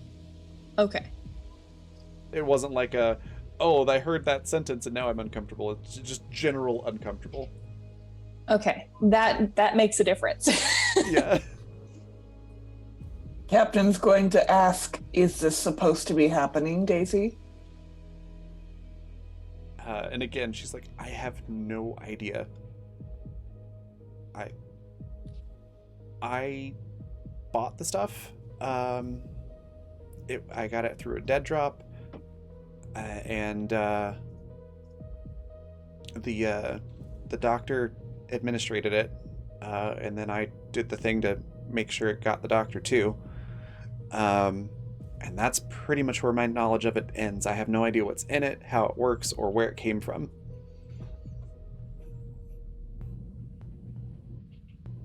Is there anything we can roll to see if Daisy's withholding any information from us? Yeah, like, is there like a press X to doubt or something? Like, I'm mashing that button right now. Gut feeling, maybe? Yeah, you could do gut feeling if you'd like. Or discipline to resist being lied to, or gut feeling to see if you can sense a lie. 28. Which one did you go with? That is gut feeling. Yeah, you've got a pretty good feeling that Daisy's telling the truth. 17 for gut feeling. Sparky is uncertain. Ask again later. No good. 18 on discipline. Um, Captain doesn't have guts. Yeah. who with an 18 on discipline. You're not 100% sure, but you do the android thing and notice that like Daisy's heart rate isn't increasing as she's talking or anything like that. The physical signs that somebody's lying aren't there. Fair enough. Annie would also put a hand up in Cap's direction specifically and say, I think she's telling the truth on this one. Yeah, I'm not even rolling for it because Seattle already thinks she's telling the truth. Yeah. You're biased. She's your daughter. Yeah. Understandable bias. But yeah, meta knowledge, Daisy is in fact telling the truth. I'm kind of worried that someone in there might recognize Annie for having. Did you say she stole the information from this pharmaceutical company, or she sold it to them? Did you make a decision? You have a vague memory of like setting up a deal. So like handling the transfer of information and making up a contract and that sort of thing. Brokering. That's the word I'm looking for. Yeah, she's a little concerned that somebody might recognize her face. Makes her a little uncomfortable. That's what Captain's worried about now, too. We suck at this disguise thing. Seattle's just like, you've got a wig, right? I will note Brought a specifically wig. for Annie, you don't remember being here. You just remember brokering a deal. Okay. And that could be because you were never here, or it could be because your role was lower. But you do not have a memory of being here that you are able to recall. But Captain does, specifically? Yes, Captain was here. And Toland was there. Yep, Tolan, and you were in the lobby of the building, and you passed him a box of files, and he handed you something in an envelope. Probably money or something. I think I missed that detail when I said it Yeah. the first time. And then I threatened him. Yep. Seattle's gonna make the suggestion that we give Tolan a call real quick from the shuttle. Oh, Captain is.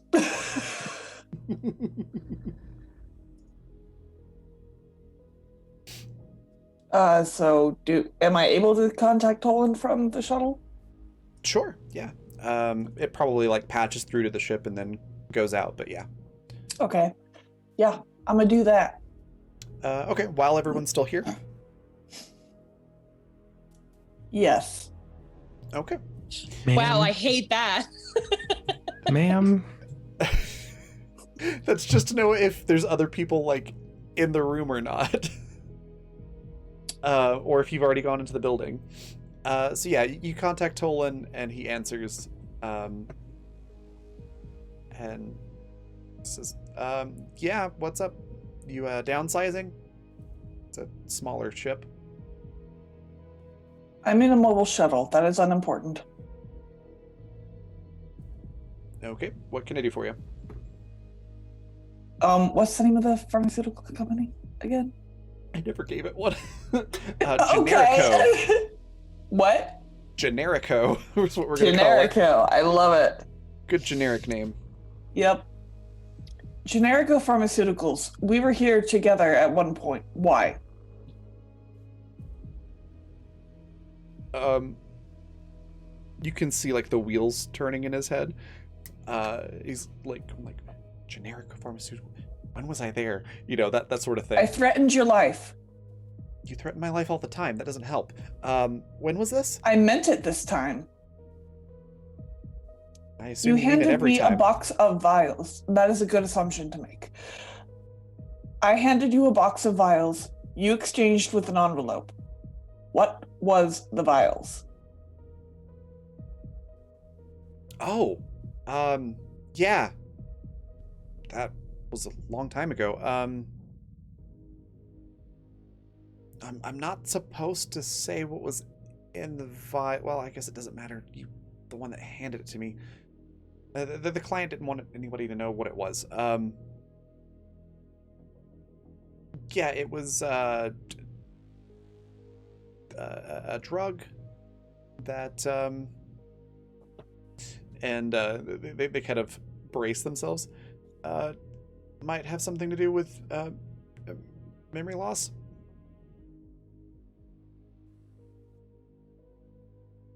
You muted Alex.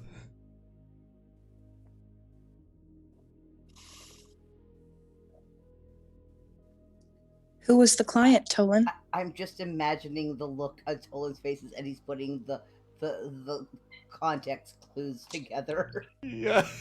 Yeah. Oh, he's afraid. He's afraid for his life. Who was the client, Tolan? Oh, hey, Annie, you're here too. Great. The Sure game's am, all here. Tolan. That's fantastic. Who was the client, Tolan? Well, they were anonymous. I never actually talked directly to the client. It was through a third party.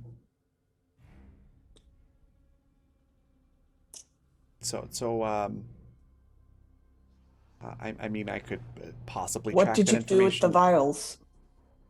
I put them in a locker at a public place, and somebody came and picked them up. Thank you, Tolan. Daisy. Daisy's doing the tapping the two index fingers together thing. I might have picked something like that up from a locker.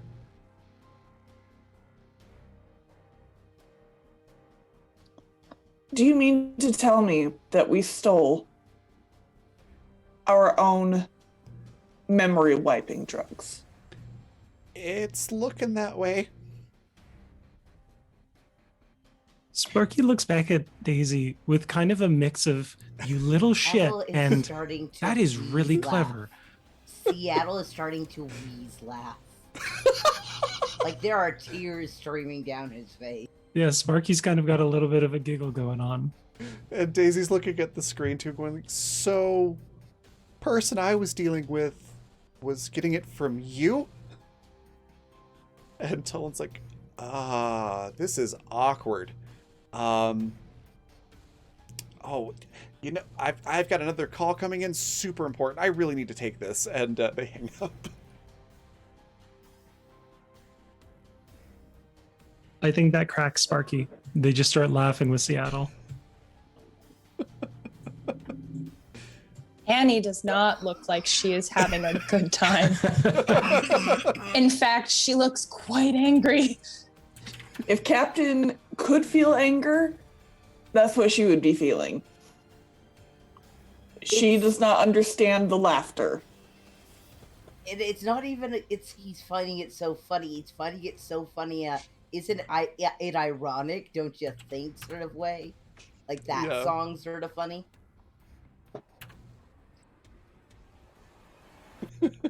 I just posted in Discord what's going on.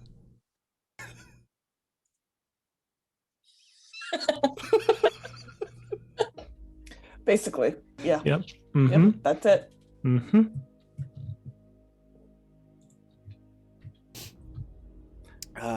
I think Sparky finally kind of finishes laughing after a little bit, and then just does like a little offers a hand to Daisy as like a handshake. Daisy very hesitantly Sparky, takes your hand. Sparky just grips and shakes her hand and kind of gives her this really doofy smile of like, "Congrats, yeah, you're one of us now." Seattle like wipes the tears from his eyes. It's like, at least you didn't prove it by shitting yourself. Sparky will do like a finger gun to Seattle, like, "You got that going for you." Daisy starts like a nervous laugh that eventually turns into a genuine laugh as she realizes, like, okay, good, you're not about to like punch me. Yeah, and then we open the door and throw Daisy out. Oh, she might get punched. We're not out of the woods yet. Yeah, we're gonna leave I that to know. Annie or Captain.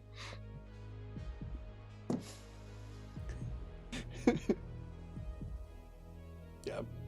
So yeah, it turns out that Daisy actually got the mind wipe drugs from Tolan indirectly through a third party, and Tolan had gotten it from you all, minus Seattle. Because Seattle wasn't part of the picture yet. And why do I have memories of driving out here and being real angry? Oh, I'm sorry, I forgot to clarify that. Not driving out here. just memories of gearing up, getting into a vehicle, and trying to get to the Lagrange. It wasn't specifically Gotcha. to this location. I meant to correct that earlier. Sorry. And yeah, Daisy kind of bamboozled herself without realizing it. Because yeah, Daisy had no idea that it was you all that were stealing the drug either. Literally, like, went on the deep web, bought the stuff, and then arranged to have it delivered via the doctor. So yeah, what's you know when you're feeling a type of way and it makes your body cold and you start to shake? Yeah. I hate that feeling. I'm sorry. That's what Annie is feeling right now. I mean, I'm also feeling that. Yeah. Apparently I'm one hell of a method actor. I'm really mad. That's why I apologize. I'm like, oh, I'm sorry. I hate that feeling. So yeah, you can see Annie like trembling, and it's very, very like soft. The only way you can see it is because her jacket is like draped over her shoulders and it's hanging. So like the shaking of her body underneath just the jacket hanging on her also shakes the jacket, so you can see that she's trembling. But she has like, she's facing towards the front of the shuttle with the rest of them behind her, so she's not looking at anybody. Okay.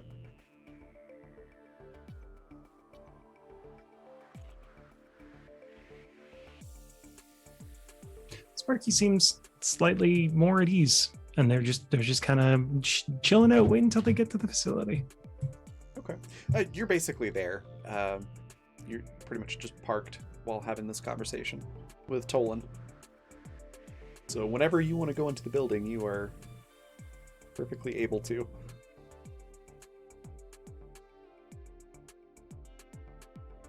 Gonna park them and turn and look at everybody and be like, okay, kids, you got everything packed for your day out? Sparky nods. They seem like anxious but confident.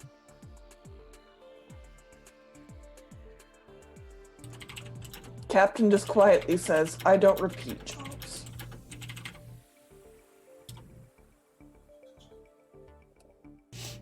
You don't what? Sorry, I didn't catch that. I don't repeat jobs.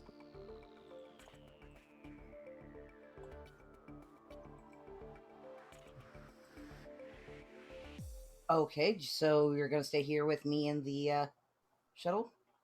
Correct. Okay. Daisy holds up her tablet, and Seth stands up, fixes his cuffs, and taps the earpiece-looking thing, making a show of being the bodyguard. Sparky will look at Annie. What's Annie doing? Annie, are you okay? I just Are have you okay, this. Annie? I just have this mental image of Annie saying very, very quietly under her breath as she sees Seth get up and get ready, and just like, well, Seth's my new favorite. Oof. Oof. Didn't do anything. I don't think she says that out loud, though. That's just me. No, for sure. This is just me stirring the shit pot, but I think she might be thinking it. She doesn't look at anybody in particular. She just says not. She just nods and says, "Yeah, let's get it over with." Okay. Then as you head to the building, it's one of those like industrial complex kind of office buildings. Super boring, a lot of beige and mirrored windows, with like the dark tent.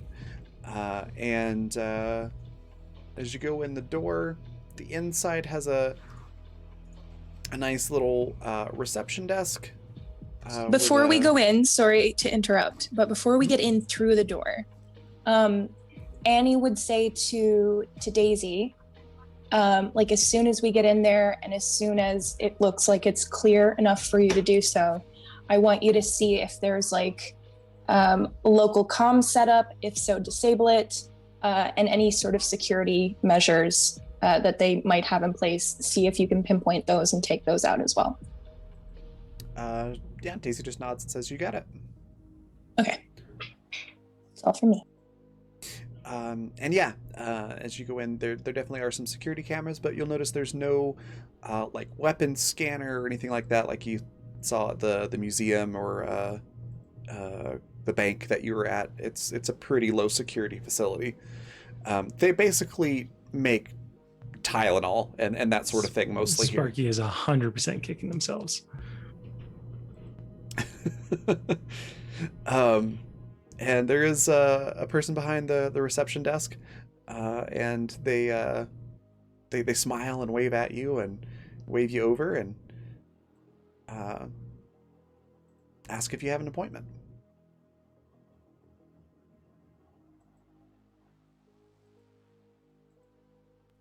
Here we go, I guess.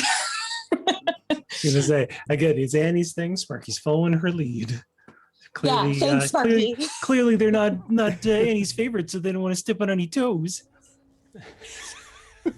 Annie didn't say that out loud, so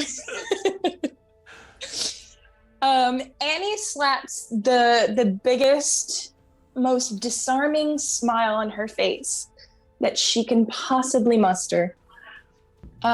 Takes off her sunglasses. I would say, I know I drew her with pink hair, but last time they did this sort of thing, she had like a silver ombre. So I'm gonna say that for whatever it's worth, that's the little disguise we have. She's not bright pink anymore. She takes off her sunglasses, smile on her face, and she says, in fact, we don't have an appointment, but I was hoping that maybe you could fit us in.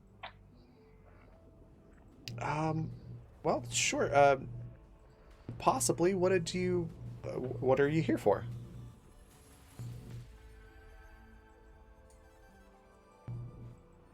I know we discussed this. I cannot remember. Investment opportunities. Yeah, Sparky would take that as like we're here to talk about some investment opportunities from our corporation. I feel like Annie also gives like a little wave of her hand as like a, chop chop. Go ahead, right. Tell the lady, don't keep her waiting. Yeah.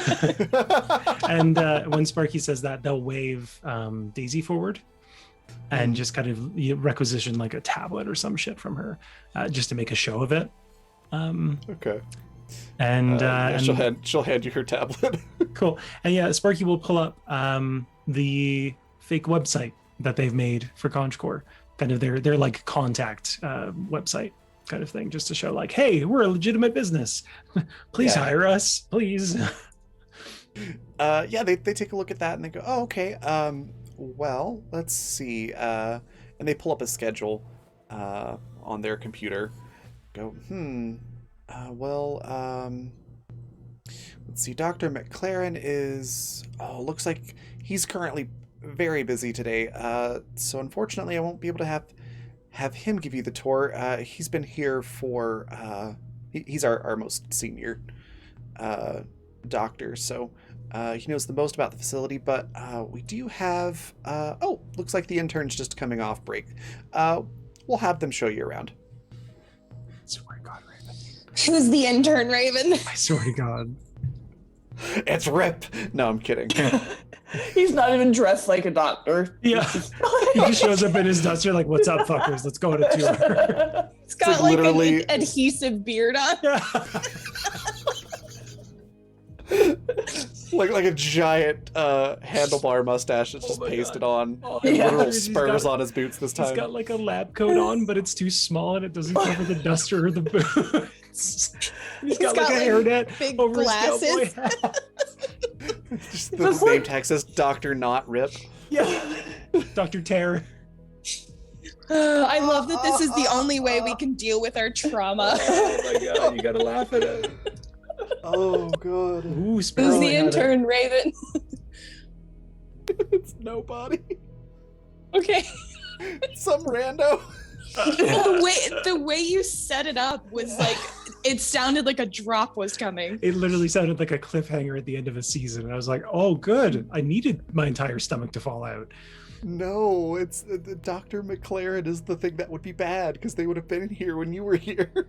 That's what And I that would have been point. fine. Then we'd kidnap them. It's some We don't random need to intern whose adopt name another is doctor. John. Well, we wouldn't adopt. No. We'll kidnap them and toss them out the airlock once we get the info. Kidnapping doesn't always end in adoption, kids. Sometimes it's murder. Most of the time. Oh my Oh, god. goodness. It's horrible.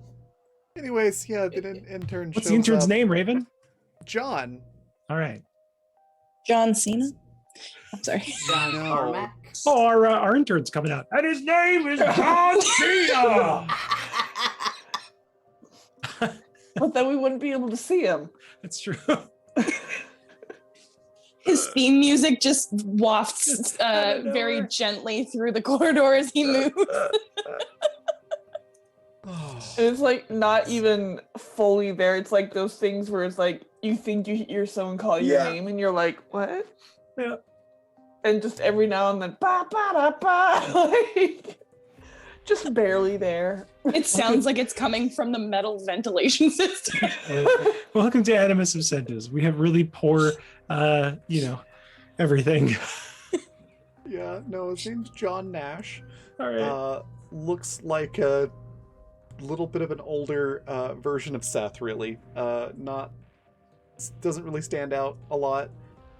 He's a clone. Doesn't look we exactly don't like need more. Seth. We don't need more. Just looks like he could be Seth's brother. Like that's kind of how close they look alike, but they don't look exactly alike. So just sort of, Is he Seth's you know, brother? You don't know. Could be. Might What's not be. Seth's last name? Oh my god. Seth's not important enough for a last name. Okay, anyway. All right, so lovely John is going to give us a tour. That's perfect. Yeah, So John Annie Nash, looks very pleased. Yeah, he's wearing a suit and tie, and but the tie is a little bit loose, yep, he starts to give you the tour, and says, "Yeah, if you'll come right this way, we'll take a look at the offices first, introduce you to a couple of our staff, and starts leading you that way, and that's where we'll end the session." Oh, so the intern John Nash was not the problem. The staff that John Nash is bringing us to is the problem. I was literally gonna say. Hey, I could have had the doctor that you talked to the last time you were here give you the tour. Again, it would have been fine. We just do something with them. You could still do something with them. It's fine. Don't It's fine. panic. It's Everybody fine. calm down. You are too late Okay, on that the train. only thing is the fact that we literally do not remember works entirely to our advantage, because he can be like, "Don't I know you?" And you can be like, Absolutely "I've never met not. you before in my life," and then you can be like, "Are you lying to me?" And you can be like, "No, I am honestly not lying to you. I have no memory of you." I only make it a habit to lie to my clientele. You're beneath me. Just imagining you doing like the Gandalf confused face and going like, "I have no memory of this place." He's like, oh, good, the drug worked. Oh, shit, I let it slip. Oh, I fucked up. Ooh, I fucked up. Oh my god. Well, on that note, yeah, like I said, I we're feel gonna like wrap we're it just up gonna there. walk in and they're just all gonna look at us. They're just gonna point and stare and The scene from Spider-Verse. It's the scene from Spider-Verse where they're in the building and they're on the top floor and they're like, Oh just yeah, act they're all natural. casual about it. Yeah. yeah. Oh god. We're gonna wrap up there. If you have an idea for a raid cry, throw that into chat. Before we go on a raid, we're gonna let everybody say what their favorite part was, where we can find them next, and anything that they'd like to share or plug. And we'll go reverse order. So, Lisa, what was your favorite part? And all the other questions. Oh god, favorite part. The truth bomb that we're. It's like, who's dumb bitches? It's us. We're dumb bitches.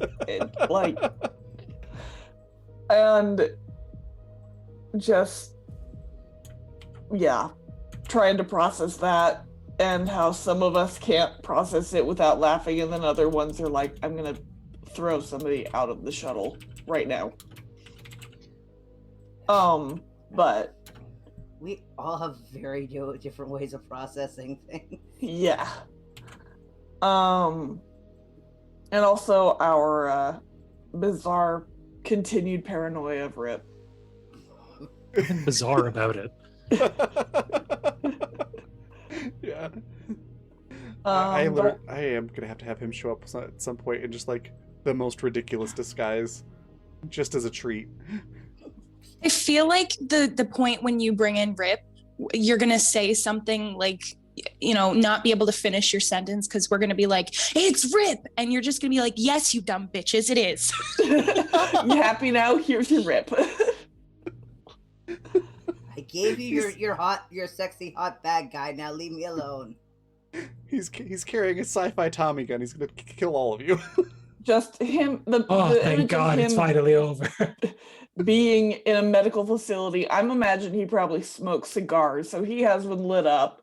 He has sunglasses on indoors, and he's just like, "What's up, fuckers? Let's go!" But no, yeah, it was fun. It was fun.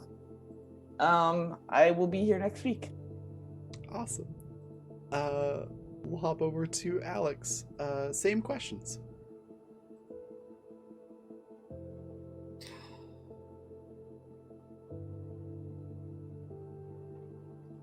Fuck did Seth buy? He didn't buy anything. The fuck did Seth make? Steal. Oh my steal god, is the did word he you're looking steal for. an entire crate full of sand? We'll find out. I wouldn't be surprised. I wouldn't. That's my favorite part, because like this entire time, every time I'm just like, the fuck is in that goddamn box? It reminds me of the TikTok audio that's like, oh, Michael, you sweet thing, not a thought behind those eyes. Oh, about the llama? Or Yeah. the alpaca? Yeah. Yeah. Poor Michael, you sweet boy. Not a thought Alpaca's behind not those exactly eyes. the brightest bulbs. Oh, But yeah, goodness. no, it's been interesting, and watching us have to actively switch from, hey, I've had no danger for a while, to, oh yeah, I used to do shit. I used to do bad shit. Mm-hmm. Is kind of also Annie just being fucking done with people. Dear Lord, I will never get tired of Annie being fucking done with people. It's like, hey, asshole, stop speaking in riddles. I don't do that. That was funny. Yeah, so you can find me back here on Tuesday, where I will be around for Water, where I play a very different style of character.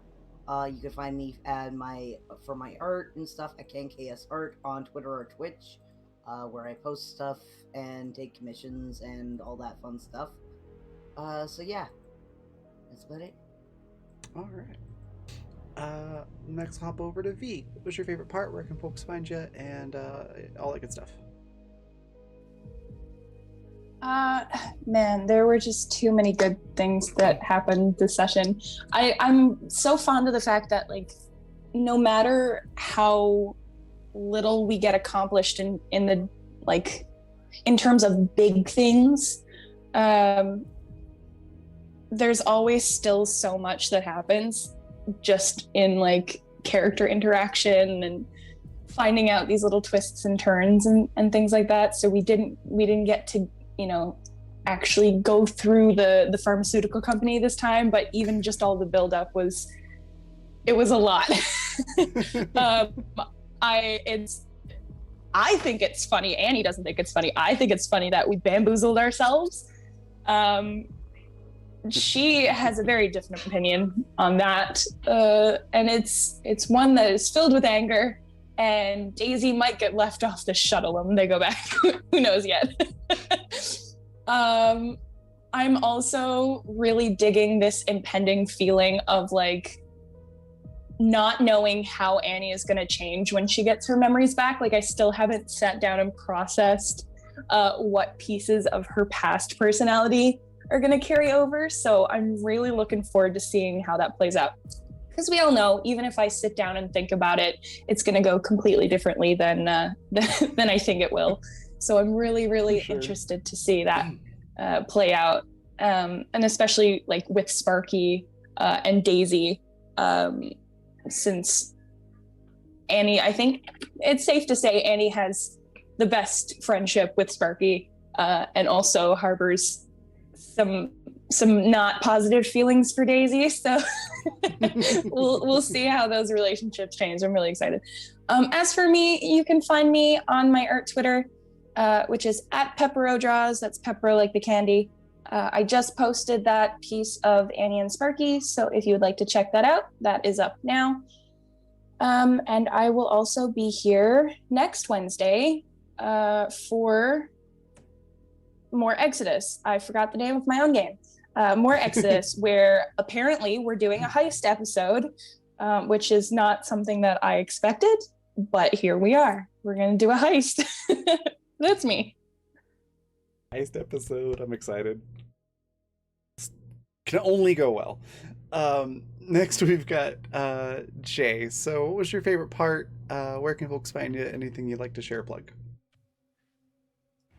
Honestly, I think getting to see that we all had some memory of this facility we're going down to, which we never looked into in season 1. Like we never once did anything more than like, oh, I guess we'll just take these drugs, these medical supplies, quote unquote, somewhere, and then never came back here until now. And the fact that we all have some memory of this place, I think, is both wonderful and terrifying.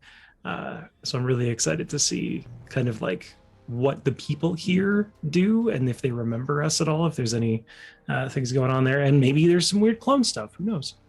I will also say I really enjoyed Seattle and Sparky just like losing it at the fact that Daisy got in the same kind of way we tend to. So it was refreshing, and Sparky did genuinely mean like, you did it, kid. You're one of us now. Like there wasn't like Daisy and Sparky had like a good relationship, but Sparky still didn't necessarily trust her. And now it's just like water under the bridge. Like you got fucked just like the rest of us. It's, everything's kind of squared out with Sparky. They are worried about Annie, but that's a new problem. We love new problems. As for me, I'm Jay or Alien Jays. You can find me on Twitter or itch.io at Alien Jays. And if you're interested in a playtest, I've still got a bunch of slots open for Afterburner. Wave 2 playtests are now open as of yesterday, I think. And the deadline for that is the 14th. So just check Twitter/Alien Jays for that. Awesome. Yep, I am excited for that. I've already got signed up. It's going to be awesome. That just leaves me. So my favorite part, it's hard to pick one, because there was a lot of really fun stuff in the episode. Watching you all trying to figure out the riddle from Alice was a lot of fun. And Annie's reaction to it was just fantastic. But I think probably if I had to pick one, my favorite moment was all of your reactions when you found out that you essentially provided the memory loss stuff to memory wipe yourself. And that Tolan was involved. And the fact that none of you knew the other was involved. So your reactions to all of that was priceless. And I've been sitting on some of that for a long time, so it was really cool to share that. Where you can find me next will be on Tuesday, GMing Water at 6 p.m. Mountain Time, right back here. And then, of course, Wednesday at the same time for Exodus, where we're doing our heist thing that's only going to go well, and we're not going to end up shooting our way out of that at all, I'm sure. So yeah, that's where you can find me next. And then other stuff to plug or share. We have casting up for, or casting calls up rather, for next season, which starts in May. There's a link to it in chat if you'd like to sign up to be on a show on the Black Feather Guild from May to August. We've got some spots open for that. We've got, I think we've just about got our Tuesday night game filled up, but I think we've got one more slot we're still trying to cast for that. So we've got Tuesday night, Wednesday night, Friday night, and Saturday day games that are happening. So a lot of new shows next season. So hop in there, fill out the application. Doesn't matter if you are super experienced or not. Go ahead and throw an application in there if you think you might enjoy playing some games with us. And then other stuff to talk about is just Fundamental RPG and Intrepid, our sponsors. So this is Fundamental RPG, the system that we've been using for this game. You can pick up a physical copy on Amazon, just search Fundamental RPG, or you can grab the digital copy, the PDF, at coffee.com/raven/shop, like it says in the bottom left-hand corner. As you can see, it works really great for sci-fi, and you can literally use it for any other genre. It is a all-in-one system. It doesn't have a world pre-baked in, so you don't have to hack anything if you want to try to make it work for a different genre. Anything from high fantasy to sci-fi and everything in between you can run on it. It's pretty cool. And then Intrepid is just adventuring gear for real life, so apparel and accessories with a tabletop theme. Pretty cool stuff. You can find it there at the coffee shop as well. And I think that is everything that I needed to talk about, so I'm going to shut up, and we're going to go on a raid. We got our raid cry, which is oops, I need to copy it again because I copied that link, but it's gonna be, and his name was Nash. And we're gonna go raid Stella Luna, who's just a fabulous person and a really cool streamer. Definitely give her a follow if you're not doing so already, and throw the raid cry in there if you'd like. And apparently I didn't copy it right again. But yeah, that's everything. I will see you all on Tuesday. Bye, everybody.